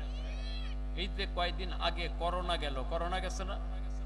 করোনার সময় সমস্ত মাওলানা মৌলবীগুলো মিলে ফতোয়া দিল করোনা সোঁয়াচে রোগ। করোনা কি? সোঁয়াচে রোগ ফতোয়া দিল। সব মাওলানা মৌলবীগুলো মিলে করোনাকে সোঁয়াচে রোগ ফতোয়া দিল। কেন? সরকারকে খুশি করার জন্য। কিন্তু একমাত্র রাজারবাগের বন্ধু মুর্শিদ কিবলা আলাইহিস সালাম এত কঠোরতার মধ্যেও উনি সঠিক জিনিসটা উচ্চারণ করেছেন, হক বিষয়টা উচ্চারণ করেছেন। উনি বলেছেন বুখারী শরীফ, তিরমিজি, আবু দাউদ অসংখ্য হাদিসে আছে সোঁয়াচে রোগ বলতে ইসলামে কোনো রোগ নাই। জোরে বলুন সুবহানাল্লাহ। ঠিক কিনা? জোরে বলেন। উনি একমাত্র হক কথাটা বললেন। উনি তখন আর্মির ভয় পান নাই, যে আর্মি তখন রাস্তায় ছিল। ঠিক কিনা? জোরে বলেন। সরকারের ক্ষমতার ভয় পান নাই। উনি হক কথাটা বলেছেন যে ইসলামের আকীদা হচ্ছে ইসলামে সোঁয়াচে রোগ বলতে কোনো রোগ নাই, সোঁয়াচে বিশ্বাস করা শিরক, শিরক, শিরক। ঠিক কিনা? জোরে বলেন। কারণ রোগের কোনো ক্ষমতা নাই একজনের থেকে আরেকজনের শরীরে যাওয়ার। ঠিক কিনা? জোরে বলেন। রোগ হয় আল্লাহর আদেশে, আল্লাহর নির্দেশে। ঠিক কিনা? জোরে বলেন। এটা উনি হক ফতোয়াটা দিয়ে দিলেন একমাত্র রাজারবাগের পীর সাহেব কেবলা। তাহলে দেখেন হক কারা আর না হক কারা। শত শত মাওলানা মৌলবী একটা বলেছে, উনি একা বলেছেন একটা। জোরে বলুন সুবহানাল্লাহ। গত তত্ত্বাবধায়ক সরকারের একটা আমল ছিল, ছিল না? ফখরুদ্দিন সরকার, ফখরুদ্দিন সরকার আমল ছিল না? মঈনুদ্দিন ফখরুদ্দিন সরকার, তারা আইন জারি করলো। পত্রিকায় বিবৃতি আসছে, ছবির বিরুদ্ধে বললে, ছবির বিরুদ্ধে বললে জেল হবে, জরিমানা হবে। ছবির বিরুদ্ধে বলা যাবে। সব মাওলানা মৌলবী বলল যে নির্বাচন কমিশনারকে বলল, হ্যাঁ ভালো, আপনি খুব ভালো কথা বলছেন, ছবির বিরুদ্ধে বলা যাবে না। জোরে বলেন নাউজুবিল্লাহ। সব মাওলানা মৌলবী একই কথা বলেন। একমাত্র রাজারবাগের পীর সাহেব কেবলা দৈনিক আলিসান পত্রিকায় বিবৃতি দিলেন, হে নির্বাচন কমিশনার, তোমাকে নির্বাচন করার জন্য বসানো হয়েছে, ইসলামে ফতোয়া জারি করার জন্য বসানো হয় নাই। ঠিক কিনা? জোরে বলেন। ছবির বিরুদ্ধে বলতে হবে, কারণ আল্লাহ পাক আদেশ করেছেন, আল্লাহ নবী আদেশ করেছেন, ওনারা বিরুদ্ধে বলেছেন। আমরা যতদিন জীবন আছে কিয়ামত পর্যন্ত ছবির বিরুদ্ধে বলে যাব। ঠিক কিনা? জোরে বলেন।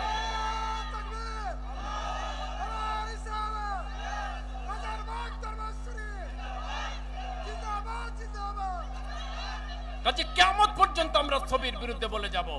এর পরের দিনই সে আইনটা উঠায় ফেলে, কারণ ইসলামের ছবি তোলা হারাম, এটা আমাদের বলতেই হবে, ঠিক কিনা জোরে বলে। এখন মাজুর হিসেবে যদি কেউ ছবি তোলে সেটা আলাদা বিষয়, মাজুরের মাসালা আলাদা, কিন্তু শরীয়তের ফতোয়া হচ্ছে ছবি তোলা হারাম, ঠিক কিনা জোরে বলেন। ভিডিও করা হারাম, যেটা আমরা মাহফিলের শুরুতেই বলে থাকি, ঠিক কিনা জোরে বলেন। অথচ আজকে দেখেন একমাত্র রাজারবাগ শরীফের পীর সাহেব কেবলা ছাড়া এমন কোন পীর দেখাতে পারবেন না, এমন কোন মাওলানা দেখাতে পারবেন না, এমন কোন বক্তা দেখাতে পারবেন না ছবি তোলে না, ভিডিও করে না। ইউটিউব ফেসবুকে তাদের ছবি ভিডিও নাই এমন একজন বক্তাও দেখাতে পারবেন না, ঠিক কিনা জোরে বলেন। বিষয়গুলো বুঝতে হবে। আমি যে বললাম দুই প্রকার আলেম কিয়ামত পর্যন্ত জমিনে থাকবে, নাহকের সংখ্যা বেশি থাকবে, হকের সংখ্যা কম থাকবে, কাজে হকটা বেছে নিতে হবে। আজকের মাহফিল সে হক্কানি ওলিগণের মাহফিল, ধরে বলুন সুবহানাল্লাহ। আজকের মাহফিল ভণ্ড বেদাতি গুমরাতের মাহফিল না, যারা ছবি তোলে, ভিডিও করে, তারপরে কৌতুক করে, কোরআন হাদিসের খেলাফ কথা বলে, এই ধরনের মাহফিল আজকের মাহফিল না, ঠিক কিনা জোরে বলে। তাহলে এই মাহফিলটা আমাদের জন্য নেয়ামত কিনা? অবশ্যই নেয়ামত। কত বড় নেয়ামত! আল্লাহ পাক রব্বুল আলামিন হাশরের ময়দানে বিচার করবেন। বিচার করার পর কিছু লোক জাহান্নামী হয়ে যাবে, জাহান্নামী। ফেরেশতারা তাদেরকে জাহান্নামের দিকে নিয়ে যেতে থাকবেন। আল্লাহ পাক রব্বুল আলামিন ডাক দিয়ে বলবেন, ও ফেরেশতারা, আমার এই বান্দা বান্দীগুলোকে কোথায় নিয়ে যাচ্ছ? ফেরেশতারা বলবেন, আল্লাহ পাক জাহান্নামে নিয়ে যাচ্ছি। কেন? নেকির পাল্লা হালকা হয়ে গেছে, বদির পাল্লা ভারী হয়ে গেছে, এই জন্য তাদেরকে জাহান্নামে নিয়ে যাচ্ছি। আমার আল্লাহ তো সব জানেন, নাকি জানেন না? সব জানেন, এরপরও জিজ্ঞাসা করছেন। তখন আল্লাহ পাক বলবেন, হে ফেরেশতারা, এই জাহান্নামী বান্দাগুলোকে জিজ্ঞাসা করে দেখো তো, তারা জীবনে কোনোদিন একবারের জন্য হলেও কোন হক্কানি রব্বানি আলিম ওলামা আল্লাহর ওলিদের মাহফিলে মজলিসে দরবারে বসেছিল কিনা? জোরে বলুন সুবহানাল্লাহ। আল্লাহ পাক জিজ্ঞাসা করবে। তখন ফেরেশতারা বলবে, ওই বান্দা বান্দিগুলো বলবে, হে ফেরেশতারা, আমাদের জন্য আফসোস, আমাদের বদনসিব, তকদির খারাপ। কেন? কি হয়েছে? আমরা জীবনে কোনোদিন হক্কানি আলেম আল্লাহর ওলিদের মাহফিলে যাই নাই। তখন আল্লাহ পাক বলবেন, তাহলে জিজ্ঞাসা করে দেখো, হক্কানি আলেম আল্লাহর ওলি যেই রাস্তায় হেঁটেছিলেন, ওনার পিছনে পিছনে কোনোদিন হেঁটেছিল কিনা? তারা বলবে, আমরা সেটাও করতে পারি। আল্লাহ পাক আবার জিজ্ঞাসা করবেন, হে ফেরেশতারা, তাহলে জিজ্ঞাসা করে দেখো যে এই জাহান্নামী বান্দাগুলো জীবনে কোনোদিন হক্কানি আলেমের পিছনে নামাজ আদায় করেছিল কিনা? তারা বলবে, তাও করি নাই। হক্কানি আলেমকে খাওয়াইছিল কিনা? তাও করি নাই। হক্কানি আলেমের সাথে খেতে বসেছিল কিনা? তাও করি নাই। কোন দিক দিয়ে সরাসরি হক্কানি আলেম ওলি আল্লাহদের সাথে সম্পর্ক পাওয়া গেল না।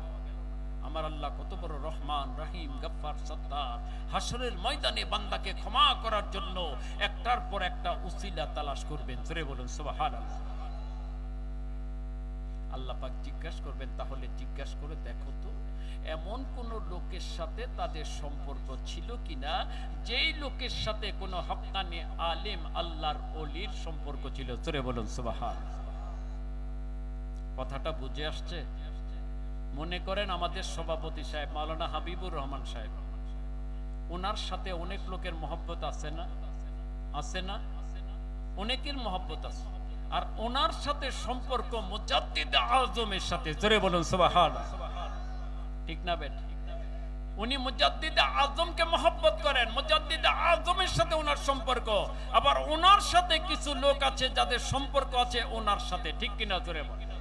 এরকম আল্লাহ বলবেন, এমন কারোর সাথে সম্পর্ক আছে কিনা যার সাথে কোন হক্কানি আলেম আল্লাহর ওলির সম্পর্ক ছিল? এমন কোন লোকের সাথে তাদের সম্পর্ক আছে কিনা? জাহান্নামী বান্দারা বলবে, হে ফেরেশতারা, হ্যাঁ, আমাদের সাথে অমুক ব্যক্তির সম্পর্ক আছে, যেই ব্যক্তির সাথে অমুক আল্লাহর ওলির সম্পর্ক আছে। সুবহানাল্লাহ। আমার আল্লাহ পাক রব্বুল আলামিন জাহান্নামী বান্দাগুলোকে ডেকে ডেকে বলবেন, ও জাহান্নামী বান্দা বান্দিরা, সরাসরি আলেমের মাহফিলে বসো নাই, হক্কানি অলির মাহফিলে বসো নাই, হক্কানি অলির পিছনে হাঁটো নাই, হক্কানি অলিদের সাথে খাও নাই, হক্কানি অলিকে খাওয়াও নাই, নামাজ আদায় করো নাই, সরাসরি হক্কানি অলিদের সাথে কোনো সম্পর্ক তোমাদের নাই, কিন্তু এমন একজন লোকের সাথে তোমাদের সম্পর্ক আছে, যেই লোকের সাথে অমুক আল্লাহর অলি আমার অলির সম্পর্ক আছে। আমি আল্লাহ হক্কানি অলিদেরকে এত ভালোবাসি, এত পছন্দ করি, এত মহব্বত করি, ওই হক্কানি অলির উসিলায় আমি আজকে তোমাদেরকে জাহান্নামী থেকে জান্নাতি করে দিলাম। জোরে বলুন সুবহানাল্লাহ। জান্নাতি করে দিলাম। এখন দেখেন সরাসরি সম্পর্ক নাই, ঘুরায় সম্পর্ক। এরপরে যদি আল্লাহ গুনাহ মাফ করে জাহান্নামী করে দেন, তাহলে আজকে তো আমরা সরাসরি হক্কানি অলিদের মাহফিলে বসেছি, ঠিক কিনা জোরে বলেন। আল্লাহ পাক কি পারেন না ক্ষমা করতে? পারেন না? অলিদের সেই সম্মান নাই, অলিদের সেই মর্যাদা নাই? অবশ্যই আছে। হাজ্জাজ বিন ইউসুফ জালেম বাদশা ছিল। হাজ্জাজ বিন ইউসুফ জালেম বাদশা, মানুষের উপর জুলুম করেছে, অন্যায় করেছে, অবিচার করেছে। জালেম বাদশা হাজ্জাজ বিন ইউসুফ। এমন কোন আলেম ওলামা নাই সে জুলুম করে নাই, নির্যাতন করে নাই। হাজ্জাজ বিন ইউসুফ, সে হাজ্জাজ বিন ইউসুফ যখন মারা গেল, একজন বুজুর্গ ব্যক্তি তাকে স্বপ্নে দেখলেন হাজ্জাজ বিন ইউসুফ জান্নাতের মধ্যে বিচরণ করতেছে। জোরে বলুন সুবহানাল্লাহ। বেহেশতি পোশাক, জান্নাতে ঘোরাঘুরি করতেছে। বুজুর্গ ব্যক্তি বললেন, হে হাজ্জাজ বিন ইউসুফ, তুমি তো জমিনের বুকে জালেম বাদশা ছিলে, অনেক জুলুম করেছো, অন্যায় করেছো, অবিচার করেছো, তুমি কি করে জান্নাতে গেলে? তুমি কি করে জান্নাতে গেলে? তখন হাজ্জাজ বিন ইউসুফ বলল, হে আল্লাহর ওলি, এর পিছনে একটা ঘটনা আছে। কি ঘটনা? আমি তো সেটাই শুনতে চাচ্ছি। তখন হাজ্জাজ বিন ইউসুফ বলল, আমি যখন জমিনে ছিলাম বাদশাহ হিসেবে, গভর্নর হিসেবে ছিলাম, আমি একদিন ঘোড়ার উপর সওয়ার হয়ে এক জায়গা থেকে আরেক জায়গায় যাচ্ছিলাম। যাওয়ার সময় দেখি এক জায়গায় অনেক লোকের ভিড়। আজকে যেমন অনেক লোক ভিড় করেছে, এরকম অনেক লোকের ভিড়, মজলিস মাহফিল দেখতেছি। আমি জিজ্ঞাসা করলাম, এখানে ভিড় কেন, এত লোক কেন? লোকেরা বলল, এখানে আগমন করেছেন, তাশরিফ এনেছেন বর্তমান জামানার সর্বশ্রেষ্ঠ ওলি আল্লাহ, ইমামুশ শরিয়ত ওয়াত তরিকত, ইমাম হাসান বসরি রহমতুল্লাহি আলাইহি। জোরে বলুন সুবহানাল্লাহ। তাবেঈ হযরত আলী আলাইহিস সালাম ওনার ছাত্র, উনি আজকে এখানে তাশরিফ এনেছেন। ওনাকে দেখার জন্য মানুষ বেকুল হয়ে গেছে, ওনার সাথে কথা বলার জন্য মানুষ উদ্গ্রীব হয়ে আছে, ওনার সাথে দেখা মুসাফা করার জন্য মানুষ পেরেশান হয়ে গেছে। আমি এই কথা শোনার সাথে সাথে ওনার প্রতি আমার একটা মহব্বত চলে আসলো, আল্লাহর ওলির প্রতি আমার একটা মহব্বত চলে আসলো। আমি বাদশা হওয়া সত্ত্বেও ঘোড়ার থেকে নেমে সাধারণ মানুষের ভিড় ঠেলে আমি ইমাম হাসান বসরি রহমতুল্লাহ আলাইহির সামনে চলে যাই, ওনাকে সালাম দেই, ওনার সাথে মুসাফা করি, ওনার হাত মোবারকের মধ্যে একটা চুম্বন করি। জোরে বলুন সুবহানাল্লাহ।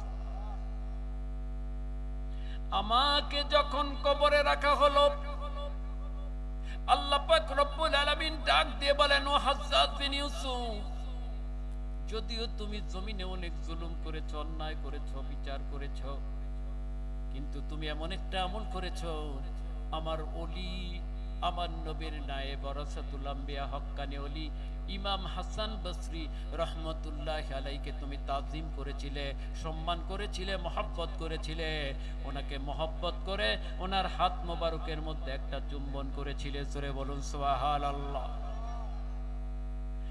এই যে তাজিম করেছো, সম্মান করেছো, মহব্বত করেছো, আমার ওই ওলির সম্মানার্থে আমি আজকে তোমাকে জান্নাত দান করে দিলাম। জোরে বলুন সুবহানাল্লাহ।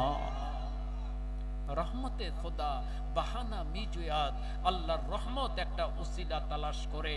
কোন উসিলায় আল্লাহ কাকে ক্ষমা করবেন কেউ বলতে পারে না, ঠিক কিনা জোরে বলেন? কেউ বলতে পারে না। একটা কুকুরের দোয়ায় একটা বদচরিত্রা মহিলা আল্লাহ পাক তাকে জান্নাত দিয়ে দিয়েছেন। জোরে বলুন সুবহানাল্লাহ, ঠিক কিনা জোরে বলেন? তাহলে আজকের মাহফিল হক্কানি ওলিদের মাহফিল। আজকের মাহফিলের একটা বৈশিষ্ট্য, এটা হক জায়গা, হক ওলি আল্লাহর মাহফিল। এখানে কোনো হারাম কাজ নাই, শরীয়ত বিরোধী কাজ নাই, ছবি নাই, ভিডিও নাই, বেপরদা বেহায়াপনা নাই, ঠিক কিনা জোরে বল। সম্পূর্ণ শরীয়ত সম্মতভাবে মাহফিল হচ্ছে, সুবহানাল্লাহ বলেন। এই মাহফিলে সবাই আসতে পারবে? পারবে না সবাই। যাকে আল্লাহ কবুল করবেন, যাকে আল্লাহ ক্ষমা করবেন, যাকে আল্লাহ ওলি করার দর আল্লাহ পাক চাইবেন, তাকেই এই মাহফিলে ঢুকাই দিবেন। জোরে বলুন সুবহানাল্লাহ, আরো জোরে বলুন সুবহানাল্লাহ। দ্বিতীয়ত, আজকের মাহফিলের বৈশিষ্ট্য, আজকের মাহফিল হচ্ছে সাইয়্যিদুল আয়াত শরীফ ওনার সম্মানার্থে। জোরে বলুন সুবহানাল্লাহ। সাইয়্যিদুল আয়াত, সাইয়্যিদ অর্থ সেরা, আয়াত ঈদের বহুবচন। পৃথিবীতে যত ঈদ আছে সকল ঈদের সেরা ঈদ ঈদে মিলাদে রাসূলুল্লাহ সাল্লাল্লাহু আলাইহি সাল্লাম, ঠিক কিনা জোরে বলেন। যেটা সাধারণভাবে ঈদে মিলাদুন নবী সাল্লাল্লাহু আলাইহি ওয়াসাল্লাম বলা হয়, আমরা সম্মানার্থে মিলাদে রাসূলুল্লাহ বলি, সুবহানাল্লাহ বলি। এটা হচ্ছে সকল ঈদের সেরা ঈদ, ঠিক কিনা জোরে বলেন। আজকে কিছু লোক আছে ফতোয়াবাজি করে, কয় দুই ঈদ ছাড়া তো শরীয়তে আর কোনো ঈদ নাই, এই ঈদে মিলাদুন নবী আবার কোত্থেকে আসলো? জোরে বলেন নাউযুবিল্লাহ। বলে কি বলে না? এমন লোক আছে না নাই? আপনাদের এলাকায় বোধহয় নাই, আমাদের এলাকায় কিছু আছে এরকম, বলে দুই ঈদ ছাড়া কোনো ঈদ নাই, কাজে ঈদে মিলাদুন নবীও নাই। নাউযুবিল্লাহ বলে। গন্ড মূর্খ। কি মূর্খ? গন্ড মূর্খ। যেই লোকটা বলবে দুই ঈদ ছাড়া কোনো ঈদ নাই, সে যত বড় মাদ্রাসার থেকে ফারেক হোক, যত বড় ইউনিভার্সিটি থেকে ফারেক হোক, যত হাজার সার্টিফিকেট তার থাকুক না কেন, আমি বলবো সে গন্ড মূর্খ, এক নম্বরের জাহেল, ঠিক কিনা জোরে? কারণ গ্রামের সাধারণ একজন মুসল্লিও জানে জুমার দিনটা মুসলমানের ঈদের দিন, ঠিক কিনা জোরে? আজকে যে জুমার দিনটা গেল, এটা কি মুসলমানের ঈদের দিন। এটা কোরআন হাদিস পড়া লাগে না। কোরআন হাদিস যারা পড়ে নাই, গ্রামের সাধারণ মূর্খ লোকও জানে জুমার দিন মুসলমানের ঈদের দিন, ঠিক কিনা জোরে বলে। আর হাদিস শরীফে তো রয়েই গেছে, বুখারী শরীফে আছে, মুসলিম শরীফে আছে, হেদায়া কিতাবের মধ্যে আছে জুমার দিন মুসলমানের ঈদের দিন। তাহলে সে মাওলানা দাবি করে, মুফতি দাবি করে, খতিব দাবি করে, বক্তা দাবি করে, সে বলতেছে দুই ঈদ ছাড়া কোনো ঈদ নাই, ঈদুল ফিতর ঈদুল আযহা ছাড়া আর কোনো ঈদ নাই। তাহলে তুমি কি হাদিস পড়লা? কোন হাদিস পড়ে তুমি মাওলানা হলা? তাহলে তো সন্দেহ হয় তুমি নকল করে পাস করেছো, ঠিক কিনা জোরে বল। নকল করে তুমি পাস করেছো, কোরআন হাদিস তুমি পড়ো নাই, ঠিক কিনা জোরে বল। যেখানে স্পষ্ট বুখারী শরীফ এবং হেদায়া কিতাবের মধ্যে রয়ে গেছে জুমার দিন মুসলমানের ঈদের দিন। নবীজি বলেন, ইয়া মাশারাল মুসলিমিন ইন্না হাযা ইয়াউমুন জাআলাহুল্লাহু তাআলা ঈদান। সূরা বলুন সুবহানাল্লাহ। এই যে জুমার দিন তোমাদের জন্য ঈদের দিন হিসেবে নির্ধারণ করা হয়েছে, সুবহানাল্লাহ। শুধু জুমার দিন না, জুমার দিন তো বৎসরে 52টা কমপক্ষে, ঠিক না বে ঠিক? তাহলে বৎসরে আমরা 52টা ঈদ করতেছি। কয়টা? 52টা ঈদ কমপক্ষে করতেছি। তারপরে আছে ঈদুল ফিতর, ঈদুল আযহা, আছে না নাই? ঈদুল আযহার পরে আরো 3 দিন ঈদের দিন, সুবহানাল্লাহ বলেন, ঠিক কিনা? তাহলে আরো 3 দিন আমরা পেয়ে গেলাম। ইয়াউমুল আরাফা, ইয়াউমুল আরাফা, যেদিন হজ হয়, মক্কা শরীফে যেদিন হজ হয়, আরাফাতের ময়দানে হাজিরা উপস্থিত হন না? 9 তারিখ ইয়াউমুল আরাফা মুসলমানের ঈদের দিন, খুশির দিন। জোরে বলুন সুবহানাল্লাহ। আছে না নাই? তাহলে এই মূর্খগুলো কিভাবে বলে দুই ঈদ ছাড়া কোনো ঈদ নাই? মানুষকে কিভাবে বিভ্রান্ত করে? আমরা কি সেগুলো মানবো? আমরা সেগুলো মানবো? আমরা শুনবো? রাজারবাগের মুর্শিদ কিবলা আলাইহিস সালাম অসংখ্য অগণিত দলিলের দ্বারা প্রমাণ করে দিলেন যে শরীয়তে একটা না দুইটা না শত সহস্র ঈদ আছে। জোরে বলুন সুবহানাল্লাহ, আরো জোরে বলুন সুবহানাল্লাহ। আছে না নাই? এই সকল ঈদের সেরা ঈদ আমার নবীজির আগমনের দিন 12 রবিউল আউয়াল শরীফ, সোমবার দিন। আমার নবীর আগমনের দিনটা পৃথিবীর সর্বশ্রেষ্ঠ ঈদের দিন, ঠিক কিনা? কেন? আমরা দুনিয়াতে সামান্য নেয়ামত পেলে খুশি হই না বেজার হই? খুশি হই না বেজার হই? যারা ঈদে মিলাদুন্নবীর বিরুদ্ধে বলে, তাদের যখন সন্তান হয়, মনে করেন 12 বছর পর একটা সন্তান তার হলো, সে খুশি হবে না বেজার হবে? গরু জবাই করে খাওয়ায়, ঠিক কিনা জোরে বলে? মেহমানদের দাওয়াত করে খাওয়ায়, খাওয়ায় কি খাওয়ায় না? দান সৎকা করে, কত কিছু করে, এত খুশি হয়। 12 বছর পর একটা সন্তান লাভ করেছে, এই জন্য তার খুশির শেষ নাই, ঠিক কিনা? তার যখন নাতি নাতনি হয়, খুশি হয় না বেজার হয়? সন্তান যখন পরীক্ষায় পাশ করে জিপিএ 5 পায়, খুশি হয় না বেজার হয়? মিষ্টির দোকান তো একটাও থাকে না, সব খালি হয়ে যায়, ঠিক কিনা জোরে বলে? এত খুশি হয়, মিষ্টির দোকান খালি হয়ে যায়। সন্তান যখন ভালো চাকরি পায়, মাস শেষে মোটা অঙ্কের বেতন পায়, খুশি হয় না বেজার হয়? সন্তান যখন বিদেশ যায়, মোটা অঙ্কের টাকা পাঠায় বিদেশ থেকে, খুশি হয় না বেজার হয়? এই নাদান মূর্খ জাহেল কোথাকার, তুমি সন্তান লাভ করলে খুশি হও, তুমি নাতি নাতনি পেলে খুশি হও, তুমি পরীক্ষায় পাশ করলে খুশি হও, তুমি চাকরি পেলে খুশি হও, তুমি মোটা অঙ্কের বেতন পেলে খুশি হও। আর যেই নবী পৃথিবীতে না আসলে কোন নামত পৃথিবীতে আসতো না, কোন নামত তুমি লাভ করতে পারতে না। যেই নবী সর্বশ্রেষ্ঠ নামত, ওই নবীকে পেয়ে তুমি খুশি হতে পারো না। জোরে বলে নাউযুবিল্লাহ, ঠিক না বেটা? সে হচ্ছে কুলাঙ্গার উম্মত। সে কি কুলাঙ্গার উম্মত? সে আমার নবীকে চিনে নাই, ঠিক কিনা জোরে বলে? আমার নবীর শান মান মর্যাদা মর্তবা সে জানে না, ঠিক কিনা জোরে বলে? কাজে সে কি করে ঈদে মিলাদুন নবীর গুরুত্ব বুঝবে, ঈদে মিলাদুন নবীর ফজিলত বুঝবে? আজকের মাহফিল ঈদে মিলাদে রাসূলুল্লাহ সাল্লাল্লাহু আলাইহি ওয়াসাল্লাম মাহফিল, সাইয়্যিদুল আয়াত মাহফিল। এটা সাধারণ কোনো মাহফিল না। পৃথিবীর সমস্ত মাহফিলগুলোকে যদি এক পাল্লায় রাখা হয় আর সাইয়্যিদুল আয়াত মাহফিল এক পাল্লায় রাখা হয়, সাইয়্যিদুল আয়াত মাহফিলের পাল্লাটা ভারী হয়ে যাবে, ঠিক কিনা? সর্বশ্রেষ্ঠ মাহফিল। এই মাহফিলে আসলে ফজিলতটা কি জানার দরকার আছে না নাই? যদি মানুষ জানতো আজকের মাহফিলে আসলে কি ফজিলত, এখানে লোকে জায়গা দেওয়া সম্ভব হতো না, ঠিক কিনা জোরে বলে? জায়গা দেওয়া সম্ভব হতো না। যদি জানতো, বুঝতো যে আজকের মাহফিলে আসলে কি ফজিলত, এতে কোনো সন্দেহ নাই আজকের মাহফিলে যারা আসবে, যারা বসবে, যারা শরীক থাকবে, এই মাহফিল কাল কিয়ামতের ময়দানে তাদের নাজাতের উসিলা হয়ে যাবে। জোরে বলুন সুবহানাল্লাহ। বিখ্যাত মুহাদ্দিস হযরত ওমর ইবনে দাহিয়া রাহমাতুল্লাহ আলাইহি একটা কিতাব লিখেছেন, কিতাবুত তানবীর ফি মাউলিদে বাশীর ও নাযীর। এই কিতাবের মধ্যে উনি দুইটা হাদিস শরীফ এনেছেন। একটা হাদিস শরীফ ইবনে আব্বাস রাদিয়াল্লাহু তাআলা আনহু থেকে বর্ণিত। তিনি বলেন, উনি একবার ওনার বাড়িতে, ওনার ঘরে উনি মিলাদুন নবীর মাহফিলের আয়োজন করলেন। জোরে বলুন সুবহান।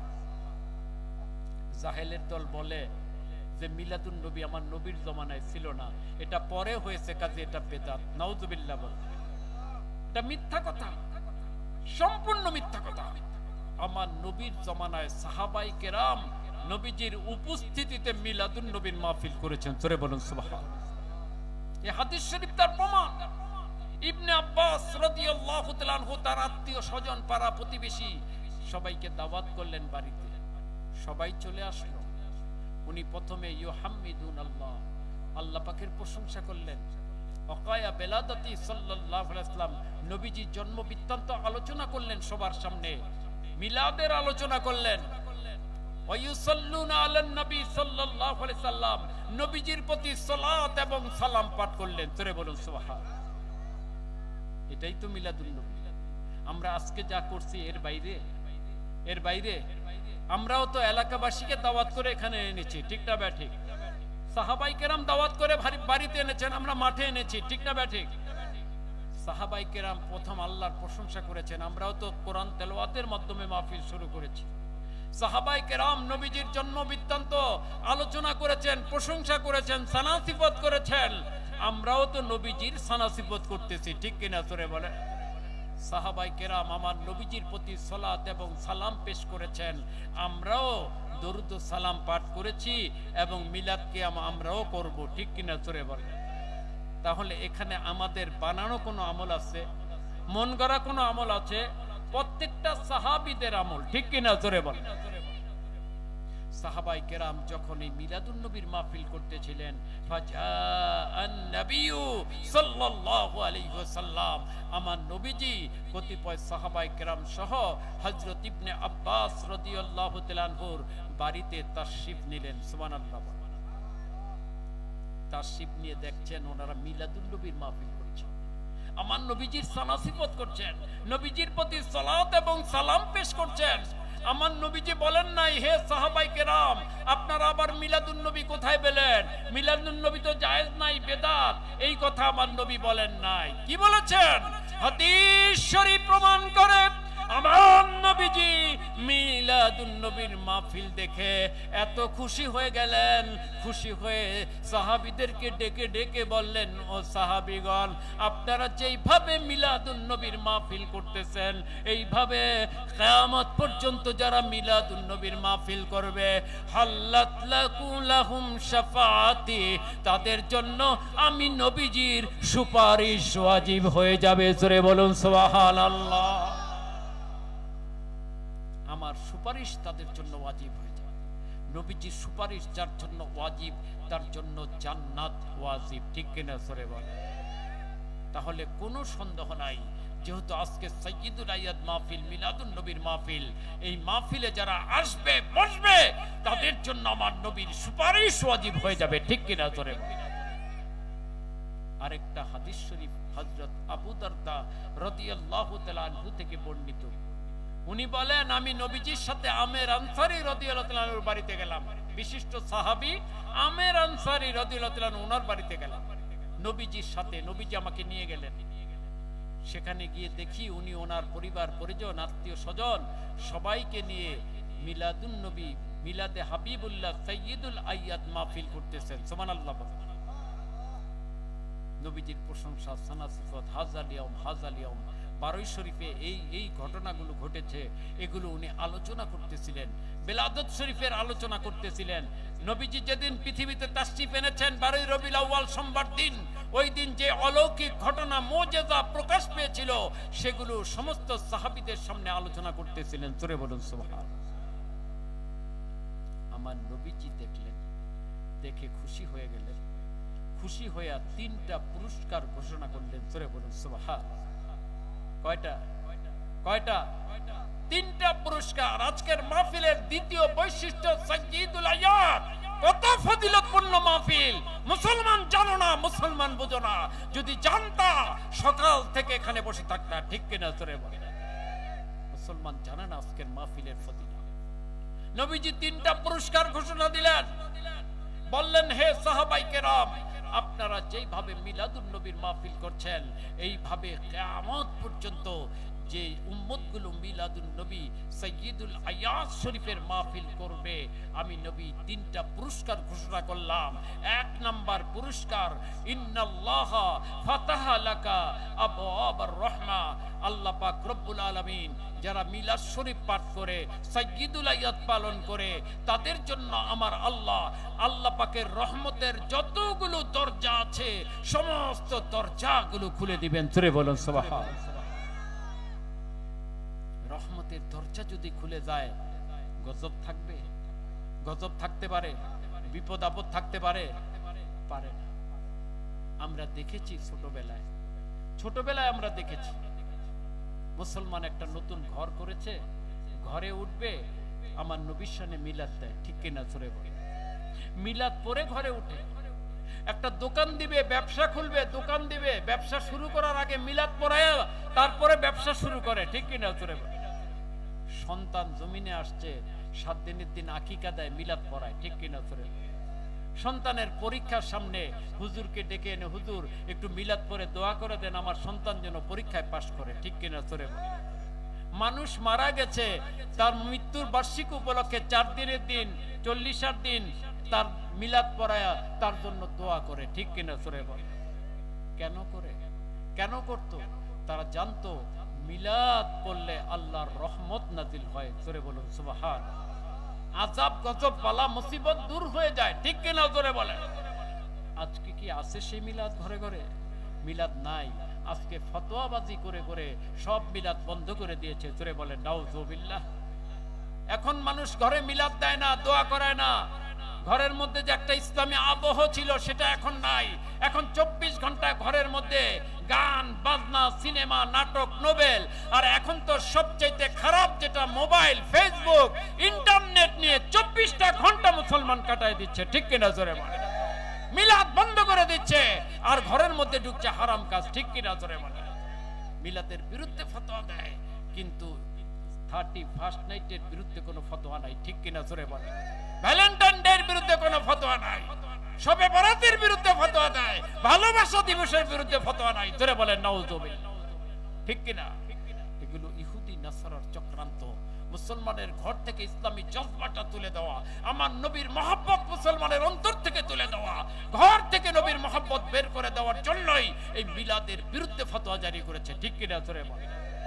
এদের থেকে সাবধান থাকবেন, এরা ইসলামের দুশমন, আমার নবীর দুশমন, ঠিক কিনা জোরে? তাহলে 1 নাম্বার পুরস্কার, রহমতের দরজাগুলো খুলে যাবে, রহমত নাজিল হবে, আযাব গজব বলা মুসিবত দূর হয়ে যাবে, আপনার ঘরে বরকত আসবে, জোরে বলুন সুবহানাল্লাহ। 2 নাম্বার পুরস্কার, ওয়াল মালাইকাতু কুল্লুহুম ইস্তাগফিরুনা লাক, আল্লাহ পাকের যত রহমতের ফেরেশতা আছে সমস্ত ফেরেশতারা মিলাদুন নবী পালনকারীর জন্য ক্ষমা প্রার্থনা করেন, জোরে বলুন সুবহানাল্লাহ। আল্লাহর দরবারে দোয়া করেন, আল্লাহ এদেরকে ক্ষমা করে দেন। ফেরেশতাদের দোয়ায় আল্লাহ সবাইকে ক্ষমা করে দেন, সুবহানাল্লাহ বলেন। 3 নাম্বার পুরস্কার, অত্যন্ত বড় মাপের একটা পুরস্কার, মান ফাআলা ফিলাকা নাজা নাজাতাকা, যারা সাহাবীদের অনুসরণে মিলাদুন নবী পালন করবে, সাহাবাই কেরাম যেইভাবে নাজাত লাভ করেছেন, পরবর্তী উম্মত মিলাদুন নবী পালন করলে ওইভাবেই নাজাত পাবে, জোরে বলুন সুবহানাল্লাহ, আর জোরে বলুন সুবহানাল্লাহ। এই 3টা নিয়ামত যদি কেউ পায়, তার দুনিয়া পরকালে কোনো চিন্তা আছে? দুনিয়ায় রহমতের চিন্তা গেল, গুনাহ খাতা মাফ হলো, পরকালে সাহাবীদের মতো নাজাত পেয়ে গেল, জোরে বলুন সুবহানাল্লাহ। এত বড় নিয়ামত মুসলমান লাভ করুক, এটা কি ইহুদি নাসারারা চায়? কাফের মুশরিকরা চায়? ইবলিস শয়তান চায়? চায় না। এই জন্য ইবলিস তার চেলা কাফের মুশরিকগুলো মিলাদুন নবীর বিরুদ্ধে ফতোয়া দেয়, ঠিক কিনা জোরে বলে? ইবলিস মানুষদেরকে আটকায় রাখে, মানুষদেরকে বাধা দেয়, এই মাহফিলে যেও না, এরা বেদাতি, এরা গোমরা, এরা উমুক ভণ্ড, নানান কিছু বলে এই মাহফিল থেকে মানুষকে ফিরায় রাখে, ঠিক কিনা জোরে বলে? আল্লাহ পাক ইবলিসের বাধা অতিক্রম করে আপনাকে আমাকে কবুল করেছেন, আপনি আমি আজকের এই মাহফিলে আসতে পেরেছি, এটা আল্লাহর পক্ষ থেকে এক বিশেষ রহমত, ঠিক কিনা জোরে? দ্বিতীয় বৈশিষ্ট্য আজকের মাহফিলের, এই মাহফিলটা অনুষ্ঠিত হচ্ছে পবিত্র শাবান মাসে, সুবহানাল্লাহ। কি মাসে? কি মাস? শাবান মাস। আমার নবী রজব মাসে চাঁদ দেখলে দোয়া করতেন, আল্লাহুম্মা বারিক লানা ফি রজবা ওয়া শাবান ওয়া বাল্লিগনা রমাদান। দোয়া করতেন, আল্লাহ পাক আমাদেরকে রজব এবং শাবানের বরকতগুলো দান করেন, রমজান পর্যন্ত পৌঁছার তৌফিক দান করেন, সুবহানাল্লাহ। নবীজি তো ওনার জন্য দোয়া করেন নাই, আমাদেরকে শিক্ষা দিলেন যে রজব মাসে বরকত আছে, শাবান মাসেও কি আছে? বরকত আছে। শাবানের সবচাইতে সর্বশ্রেষ্ঠ বরকত যেটা, সেটা হচ্ছে শাবান মাসের 15 তারিখ রাত্র, যেটাকে আমরা বলে থাকি ফার্সি ভাষায় শবে বরাত, শবে বরাত। আগামী শুক্রবার দিবাগত রাত্রে হচ্ছে শাবানের 15 তারিখ রাত্র, যেটাকে কোরআন শরীফে লাইলাতুল মুবারাকা বলা হয়েছে, আর হাদিস শরীফে বলা হয়েছে লাইলাতুন নিসফে মিন শাবান। শাবান মাসের 15 তারিখ রাত্রে, বলুন সুবহানাল্লাহ। ওই রাত্রটা আমাদেরকে ইবাদতে কাটাতে হবে, পরের দিন রোজা রাখতে হবে, ঠিক না ঠিক? কারণ কিছু লোক আছে তারা শবে বরাত আসলে চুলকানি শুরু হয়ে যায়, ঠিক কিনা জোরে বলে? ময়দানে আসে না, মাঠে আসে না। আমরা তাদেরকে বলেছি তোমরা ময়দানে আসো, পৃথিবীর যে কোনো জায়গায় বসতে চাও আমরা তোমাদের সাথে বসতে রাজি আছি, যে কোনো জায়গায় যে কোনো সময় যে কোনো স্থানে আমরা বসতে রাজি আছি, যদি কোরআন ও হাদিস দ্বারা প্রমাণ করতে পারো শবে বরাত বেদাত, শবে বরাত হারাম, আমরা তওবা করব। আর যদি না পারো তোমাদেরকে তওবা করতে হবে, ঠিক কিনা? ময়দানে আসে না, ইউটিউবের মধ্যে বসে বসে ফতোয়া দেয়। জোরে বলেন নাও। ইউটিউবে বসে ফতোয়া দেওয়া সহজ, ঠিক না বা ঠিক? ফতোয়া দেওয়া সহজ, ময়দানে আসা কঠিন, ঠিক না বা ঠিক? এই নাদান মূর্খগুলো মানুষকে বিভ্রান্ত করে। বলে কি জানেন? শবে বরাতের রাত্রে ইবাদত করতে হবে, এমন কোন কথা কোরআন হাদিসে নাকি নাই। জোরে বলেন নাউজুবিল্লাহ। এক নম্বরের মিথ্যাবাদী। কিভাবে কোরআন হাদিস নিয়ে মিথ্যা কথা বলে আমাদের অবাক লাগে, আশ্চর্যান্বিত হয়ে যায় আমরা। যেখানে তিরমিজি শরীফের হাদিসে আছে, ইবনে মাজাহ শরীফের হাদিসে আছে, সিহাসিত্তার মধ্যেই রয়ে গেছে শবে বরাতের রাতে ইবাদত করতে হবে, স্পষ্ট রয়ে গেছে। এরা মাওলানা দাবি করার পরে কি করে বলে কোরআন হাদিসে নাকি ইবাদতের কথা নাই? জোরে বলেন নাউজুবিল্লাহ। হযরতে আলী আলাইহিস সালাম তিনি বর্ণনা করেন, قال النبي صلى الله عليه وسلم, আমার নবীজি ইরশাদ করেন, ইযা কানাত লাইলাতু নিসফ মিন শাবান ফাকুমু লাইলাহা ওয়া সুমু ইয়াওমাহা। আমার নবীজি বলেন, ও আমার উম্মতেরা, তোমরা যখন শাবান মাসের 15 তারিখ রাত্র পাবে, লাইলাতু নিসফ মিন শাবান যখন তোমরা পাবে, শবে বরাতের রাতটা যখন পাবে, ফাকুমু লাইলাহা, সারা রাত্র দাঁড়িয়ে দাঁড়িয়ে ইবাদতে কাটায় দাও। জোরে বলুন সুবহানাল্লাহ। সারাটা রাত ইবাদতে কাটাও। ফাকুমু লাইলাহা ওয়া সুমু ইয়াওমাহা, পরের দিন তোমরা রোজা রাখো। জোরে বলুন সুবহানাল্লাহ।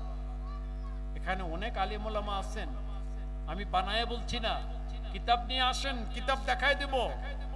আমি যে অর্থ করেছি সঠিক অর্থ। কুমু লাইলাহা, কুমু মানে কিয়াম, দাঁড়ায় থাকো সারা রাত, লাইলাহা সারা রাত, সুমু ইয়াওমাহা পরের দিন সারা দিন রোজা রাখো। আমার নবীজি বললেন, সিহাসিত্তার হাদিস। জোরে বলুন সুবহানাল্লাহ, সহিহ হাদিস। আর এরা বলে ইবাদত করার নাকি বলা হয় নাই। নাউযুবিল্লাহ। কেন ওই রাত্রে ইবাদত করতে বলা হলো? কেন, কি কারণে? নবীজি বলেন, ফা ইন্নাল্লাহা তাআলা ইয়ানজিলু ফিহা লিগুরুবি শামসি ইলা সামাঈদ দুনিয়া। আমার আল্লাহ পাক শবে বরাতের রাত্রে মাগরিবের পর থেকে প্রথম আকাশে আসেন। তার মানে রহমতের দরজাগুলো আল্লাহ খুলে দেন। রহমতের দরজা খুলে দিয়ে মাগরিব থেকে ফজর পর্যন্ত আমার আল্লাহ বান্দা বান্দিগুলোকে ডাকতে থাকেন। কি বলে ডাকেন? আলা মিম মুস্তাগফিরিন ফাগফির লাহু, এমন কোন বান্দা বান্দি আছো আমার কাছে ক্ষমা চাও।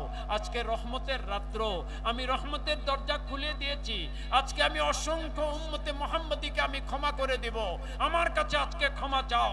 তুমি যত বড় গুনাহগার হও না কেন, আজকে তওবা করো, ক্ষমা চাও, আমি তোমার জীবনের গুনাহগুলো ক্ষমা করে দিব। জোরে বলো, আলা মিম মুস্তারজিকিন ফারজুকা। আজকে আমি আগামী 1 বছরের রিজিকের ফয়সালা করব। আগামী 1 বছরের রিজিকের ফয়সালা করব আমি। তোমাদের যাদের রিজিকের প্রয়োজন, আজকে আমার কাছে রিজিক চাও, আমি 1 বছরের রিজিক দিয়ে দেব। জোরে বলো সুবহানাল্লাহ।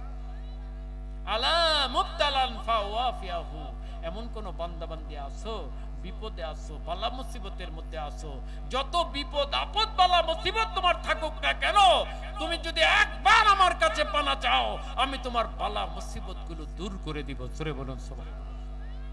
আলা কাযা আলা কাযা হাত্তা ইয়াতলু আল ফাজর, ফজর পর্যন্ত আমার আল্লাহ ডাকতে থাকে। এবার দেখেন যে স্বয়ং আল্লাহ রহমতের দরজাগুলো খুলে দিয়ে বান্দাকে ডাকতে থাকেন।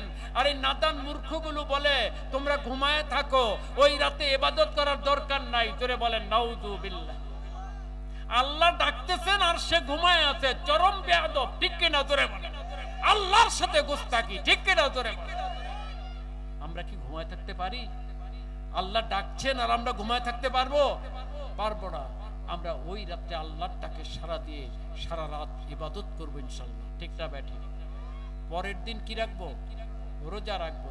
যদি কেউ 3টা রোজা রাখতে পারেন আফজল। শাবান মাসে 3টা রোজা রাখা কি সুন্নত? 3টা রোজা রাখা কি সুন্নত? শাবান মাসে 13 তারিখ, 14 তারিখ, 15 তারিখ। 13, 14, 15 বুধ, বৃহস্পতি, শুক্র, শনি। বৃহস্পতি, শুক্র শনি 3 দিন রোজা রাখবেন। যদি 3টা না পারেন অন্তত পক্ষে 15 তারিখ শনিবার যেটা, শুক্রবার রাত্রে সেহরি খেয়ে শনিবারে রোজাটা রাখবেন। আমার নবীজি বলেন মান সামা ইয়াউমে 15 মিন শাবান লাম তামাসসুন নারা আবাদা। আমার নবী বলেন যে শাবান মাসের 15 তারিখে রোজা রাখবে তাকে জাহান্নামের আগুন কখনো স্পর্শ করবে। সুবহানাল্লাহ। তাহলে ইবাদতের কথা আছে না নাই? কোরআন হাদিসে আছে না নাই? যারা বলে নাই আমরা তাদের কথা মানবো না কোরআন হাদিস মানবো? কোরআন হাদিস মানবো। এরপর দেখবেন এরা আবার একটা ফতোয়া দেয়। কি ফতোয়া? সারা বছর নামাজ পড়ে নাই, সারা বছর রোজা রাখে নাই, তো একদিন নামাজ পড়ে রোজা রেখে কি হবে? জোরে বলে নাও। বলে কি বলে না? মানুষকে বিভ্রান্ত করে, ফিরায় রাখার চেষ্টা করে। আরে ভাই সারা বছর নামাজ পড়ো নাই, একদিন নামাজ পড়ে কি হবে? একদিন রোজা রেখে কি হবে? নাউযুবিল্লাহ বলে। এটা কিন্তু কুফরি কথা। কেন কুফরি কথা? কারণ আল্লাহ পাক কোরআন শরীফে বলেছেন ফামাই ইয়ামাল মিসকালা যাররাতিন খায়রান ইয়ারা ওয়া মান ইয়ামাল মিসকালা যাররাতিন শাররান ইয়ারা। আছে না নাই? আল্লাহ পাক বলেন এক যাররা নেকি যে করবে তার বদলা পাবে, ঠিক কি না? আবার এক যাররা পাপ যে করবে তার শাস্তিও তাকে ভোগ করতে হবে, ঠিক না বেঠিক? তাহলে একটা বান্দা সারা জীবন নামাজ পড়ে নাই, গুনাহ করেছে, ঠিক আছে, সে যদি শবে বরাতের রাতে আল্লাহর ডাকে সারা দিয়ে নামাজ পড়ে সওয়াব হবে কি হবে না? আল্লাহ নেকি দিবেন কি দিবেন না? সারা জীবন রোজা রাখে নাই, শবে বরাতের রোজাটা যদি রাখে সওয়াব পাবে কি পাবে না? আরে নাদান মূর্খ হতে পারে ওই রহমতের রাত্রে সে আল্লাহর ডাকে সারা দিয়ে তওবা করলো, ইস্তেগফার করলো, কান্নাকাটি করলো, গুনাহ মাফ চাইলো, পরের দিন রোজা রাখলো। এই আমলটাকে জরিয়া করে আমার আল্লাহ তাকে 5 ওয়াক্ত নামাজি বানায় দিতে পারেন, ঠিক কিনা? রোজাদার বানায় দিতে পারেন, পারেন কিনা? তাহলে তুমি কেন বাধা দাও? তুমি কেন বলো এক রাত্রে নামাজ পড়ে কোনো লাভ হবে না? এক রাকাত নামাজও যদি কেউ পড়ে আল্লাহ তার বদলা দিবেন, ঠিক কিনা? জোরে বল। একটা ঘটনা বলে শেষ করে দিব। পূর্ববর্তী জমানায় একটা বিশেষ রাত আল্লাহ পাক হযরত জিবরিল আলাইহিস সালামকে জমিনে পাঠালেন, যায় দেখো আমার বান্দারা কি অবস্থায় আছে। হযরত জিবরিল আলাইহিস সালাম জমিনে আসলেন, এসে দেখলেন সবাই ঘুমায় আছে। উনি দুনিয়া ঘুরে, জমিন ঘুরে আল্লাহর দরবারে গেলেন, গিয়ে বলেন আল্লাহ পাক আপনার বান্দা বান্দীদের জন্য আফসোস। কেন, কি হয়েছে? সবাই ঘুমায় আছে, সবাই গাফেল, তবে একটা বান্দাকে দেখলাম মন্দিরের মধ্যে বসে সনম সনম সনম, মূর্তি মূর্তি জিকির করতেছে। নাউযুবিল্লাহ। আল্লাহ পাক আপনি যদি আদেশ করেন আমি এই মন্দির সহ লোকটাকে উল্টায় ধ্বংস করে দিই। কেন? সে আপনার শিরক করতেছে, বিশেষ রাত, সেখানে আপনার শিরক করতেছে আপনার সাথে, আমি তাকে ধ্বংস করে দেই। আল্লাহ পাক বললেন ধৈর্য ধারণ করুন, দেখেন কি হয়। হযরত জিবরিল আলাইহিস সালাম ধৈর্য ধারণ করলেন। ওই রাতটা অতিক্রান্ত হয়ে গেল। আবার 1 বছর পরে ওই রাতটা আসলো। আল্লাহ পাক জিবরিল আলাইহিস সালামকে পাঠালেন, উনি আবার জমিন ঘুরে আল্লাহর দরবারে গেলেন, গিয়ে বলেন আল্লাহ পাক আপনার সমস্ত বান্দা বান্দীদের জন্য আফসোস। কেন, কি হয়েছে? সবাই গাফেল, সবাই ঘুমায় আছে, তবে একটা বান্দাকে দেখলাম মসজিদের মধ্যে বসে বসে সমাদ সমাদ আল্লাহুস সমাদ, আল্লাহ বেনিয়াজ বেনিয়াজ জিকির করতেছে। জোরে বলুন সুবহানাল্লাহ। আমার আল্লাহ পাক বললেন আপনি কি ওই লোকটাকে চিনতে পেরেছেন? জিবরিল আলাইহিস সালাম বললেন আল্লাহ পাক জমিনে কত বান্দা আপনার, আমি এত বান্দাকে কি করে চিনে রাখবো? আল্লাহ পাক বললেন এই বান্দাটা হচ্ছে সেই বান্দা যেই বান্দাকে গত বিশেষ রাতে আপনি দেখেছিলেন মন্দিরের মধ্যে বসে সনম সনম জিকির করতে।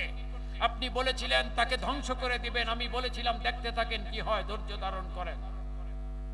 ওই বান্দাটা হচ্ছে সেই বান্দা। জিবরিল আলাইহিস সালাম তাজ্জুব হয়ে গেলেন, অবাক হয়ে গেলেন, বললেন আল্লাহ পাক এই বান্দা মন্দির ছেড়ে মসজিদে আসলো কিভাবে? এই বান্দা সনম জিকির বাদ দিয়ে সমাজ জিকির কোত্থেকে শিখলো? দয়া করে আমাকে বলুন।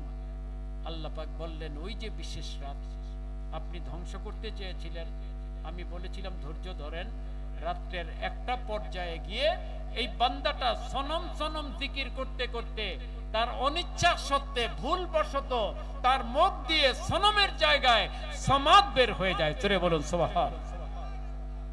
সনমের জায়গায় সমাদ বের হয়ে যায়, সাথে সাথে আমি আল্লাহ ডাকে সাড়া দিই, লাব্বাইক ইয়া আব্দি, হে আমার বান্দা আমি তো উপস্থিত আছি।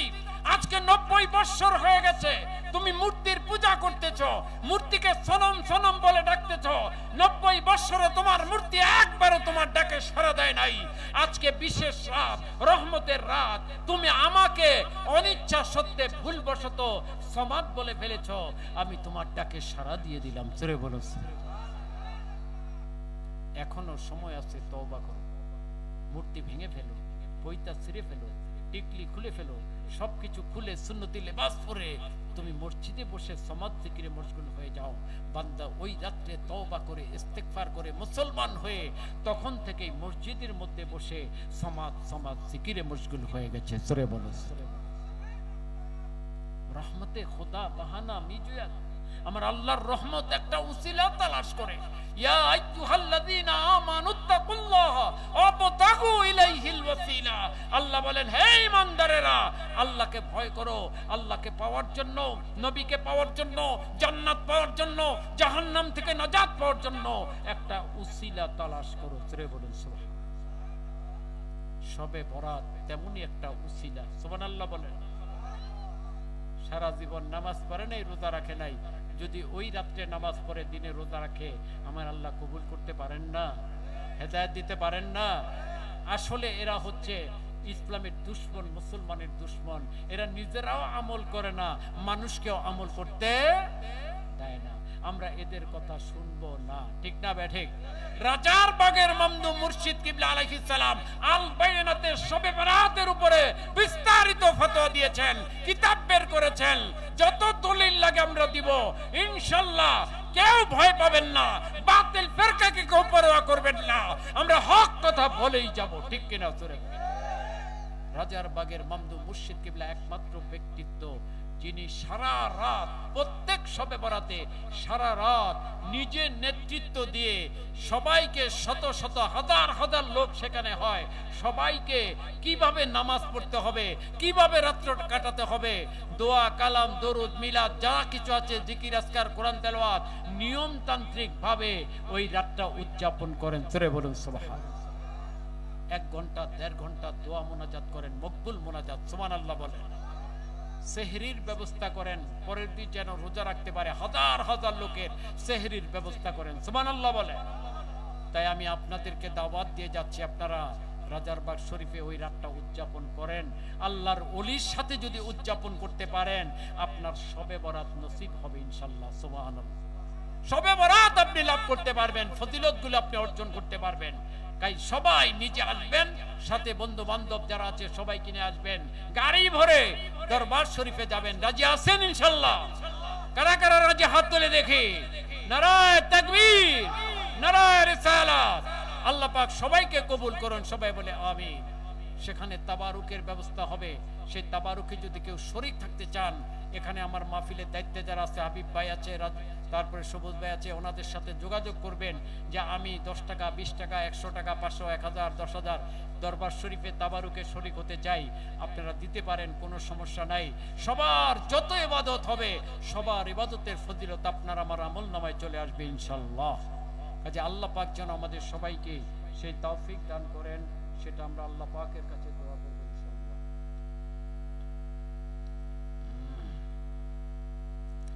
এখানে কয়েকটা প্রশ্ন দেওয়া আছে, আমি সংক্ষেপে জবাব দিব, রাত হয়ে গেছে অনেক।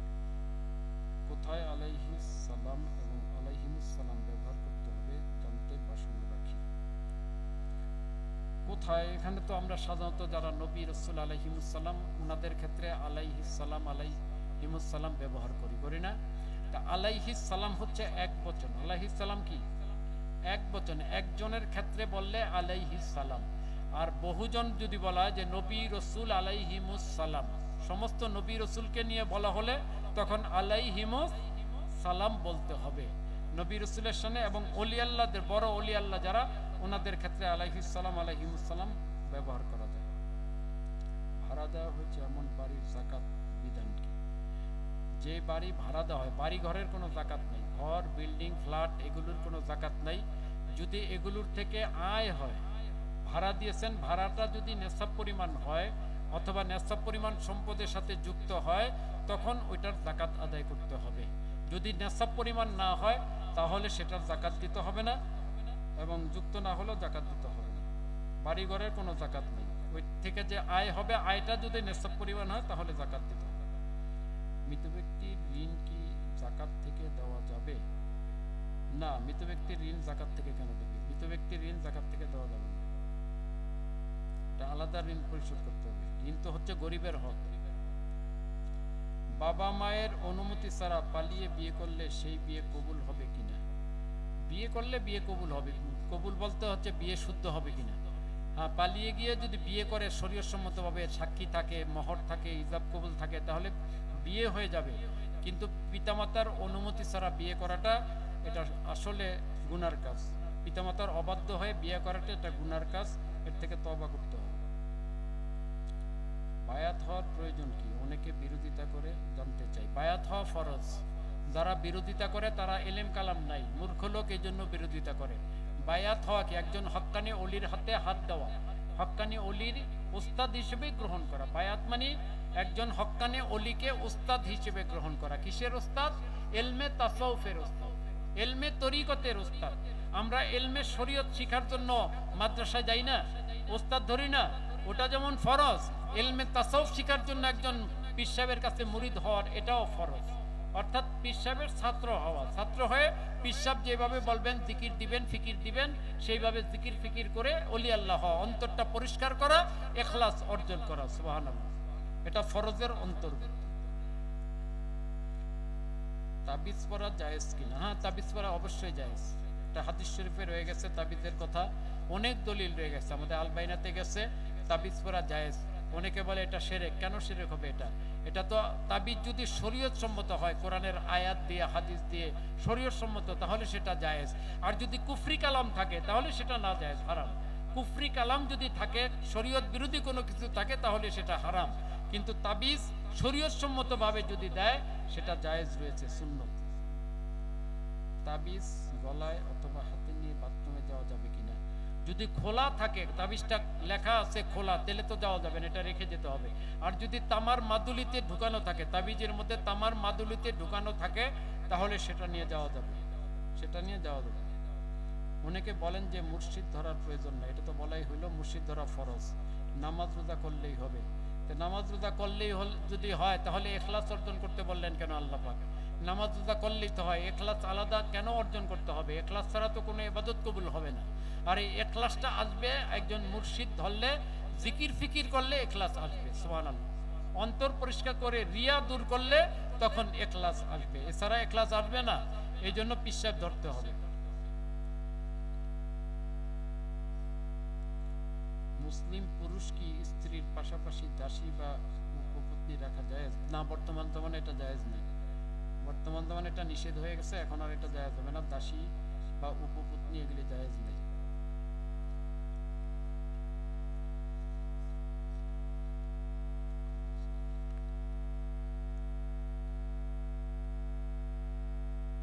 এটা তো আমার পূর্ববর্তী বক্তা আলোচনা করেছেন যে আমার নবীজিকে কাউবউ বলেছে। জোরে বলেন নাউযুবিল্লাহ, আরো জোরে বলেন নাউযুবিল্লাহ। আসলে সে নিজেই কাউবয়, ঠিক কিনা? জোরে বলেন, সে নিজেই কাউবয়, ডগ বয়। সে ইংরেজি শব্দ লাগায় কাউবয়। আল্লাহ পাক কোরআন শরীফে বলেছেন লা তাকুলু রাইনা। এটা এই জাহেল কোরআনও পড়ে নাই, তাফসীর করে, কিন্তু কোরআন শরীফে পড়ে নাই, ঠিক না ভাই? ঠিক, কোরআন শরীফে পড়ে নাই। ইহুদি, নাসারা, কাফের মুশরিকগুলো নবীজিকে রয়না বলতো, রয়না বলে ডাকতো। কেন? রয়না শব্দের দুইটা অর্থ। কয়টা? দুইটা অর্থ। একটা অর্থ হচ্ছে আমার দিকে তাকান, আমার দিকে তাকান। আর একটা অর্থ হচ্ছে রাখাল। আর একটা অর্থ কি? রাখাল, মেষ সেবক, রাখাল। তে ইহুদি, নাসারা, কাফের গুলো নবীকে মানহানি করার জন্য, কষ্ট দেওয়ার জন্য রাখাল অর্থে রয়না বলে ডাকতো। জোরে বলেন নাউযুবিল্লাহ। আর সাহাবীরা বলতেন রয়না, যে আমার দিকে তাকান। তখন কাফেররা হাসতো আর ঠাট্টা করতো যে দেখো নবীকে রাখাল বলতেছে। জোরে বলেন নাউযুবিল্লাহ। তখন আমার আল্লাহ আয়াত শরীফ নাজিল করে দিলেন, লা তাকুলু রাইনা, আমার নবীকে রয়না শব্দ দ্বারা সম্বোধন করবা না, আজকের থেকে আমার নবীকে সম্বোধন করবা উনজুর না। সুবহানাল্লাহ বলেন। উনজুর নার একটাই অর্থ, আমার দিকে লক্ষ্য করুন। তাহলে বোঝা গেল কাফের মুশরিকের কথা হচ্ছে নবীজি রাখাল, ঠিক কিনা জোরে বলেন। তাহলে আজকে যেই লোকটা নবীকে রাখাল বলল, কাউবয় বলল, ওইটা ইহুদি নাসারার দালাল, ঠিক কিনা জোরে বলেন। ইহুদি নাসারার দালাল বলে সে নবীকে এই কথা বলতে পেরেছে, ঠিক কিনা জোরে বলেন। নাদান মূর্খ জাহেল, কোরআন হাদিস পড়ে না, ইংরেজি কয়টা শিখছে, ইংরেজি বলি আওরায়, জোরে বলে নাউযুবিল্লাহ। এক নম্বরের মুরতাদ, এক নম্বরের কাফের। এদের ব্যাপারে শরীয়তের ফয়সালা হচ্ছে মান সাব্বা নবিয়ান ফাকতুলুহু। আকায়েদের কিতাবে সমস্ত ইমাম মুজতাহিদ একমত হয়ে ফতোয়া দিয়েছেন, নবী রাসূলগণকে যারা গালি দিবে তার একমাত্র শাস্তি মৃত্যুদণ্ড, ঠিক কিনা জোরে বল। তার কল্লাটা গলা থেকে আলাদা করার দরকার ছিল, ঠিক কিনা জোরে বলে।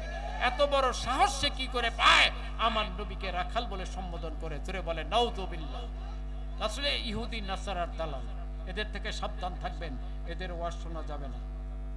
জামানার মুজাদ্দিদ কাকে বলেন? যিনি তাজদিদ করেন, সংস্কার করেন, তিনি জামানার মুজাদ্দিদ। যেমন রাজারবাগের মুর্শিদ কিবলা, ওনার হাজার হাজার তাজদিদ আছে, জোরে বলুন সুবহানাল্লাহ। হাজার হাজার তাজদিদ। এই যে সাইয়্যিদুল আইয়াদ, সাইয়্যিদুল আইয়াদ এই নামটা কোথায় পেলেন আপনারা? কে দিল এটা? এটা তো আগে ছিল না, ঠিক না ব্যাঠে? এই নামটা রাজারবাগের পীর সাহেব কেবলা কোরআন হাদিস থেকে দিয়েছেন। সাইয়্যিদ মানে সেরা, আইয়াদ মানে সমস্ত ঈদ, সকল ঈদের সেরা ঈদ, জোরে বলুন সুবহানাল্লাহ।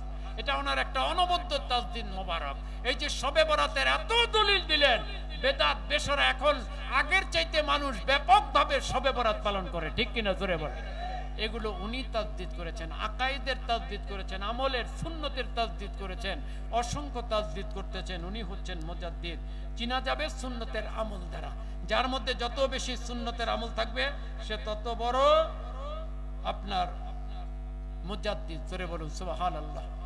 কাজে আল্লাহ পাক যেন আমাদের সবাইকে হকটা জানার বুঝার তৌফিক দান করেন, সবাই বলে আমিন। এখন সংক্ষিপ্ত মিলাদ শরীফ হবে, তারপর দোয়া।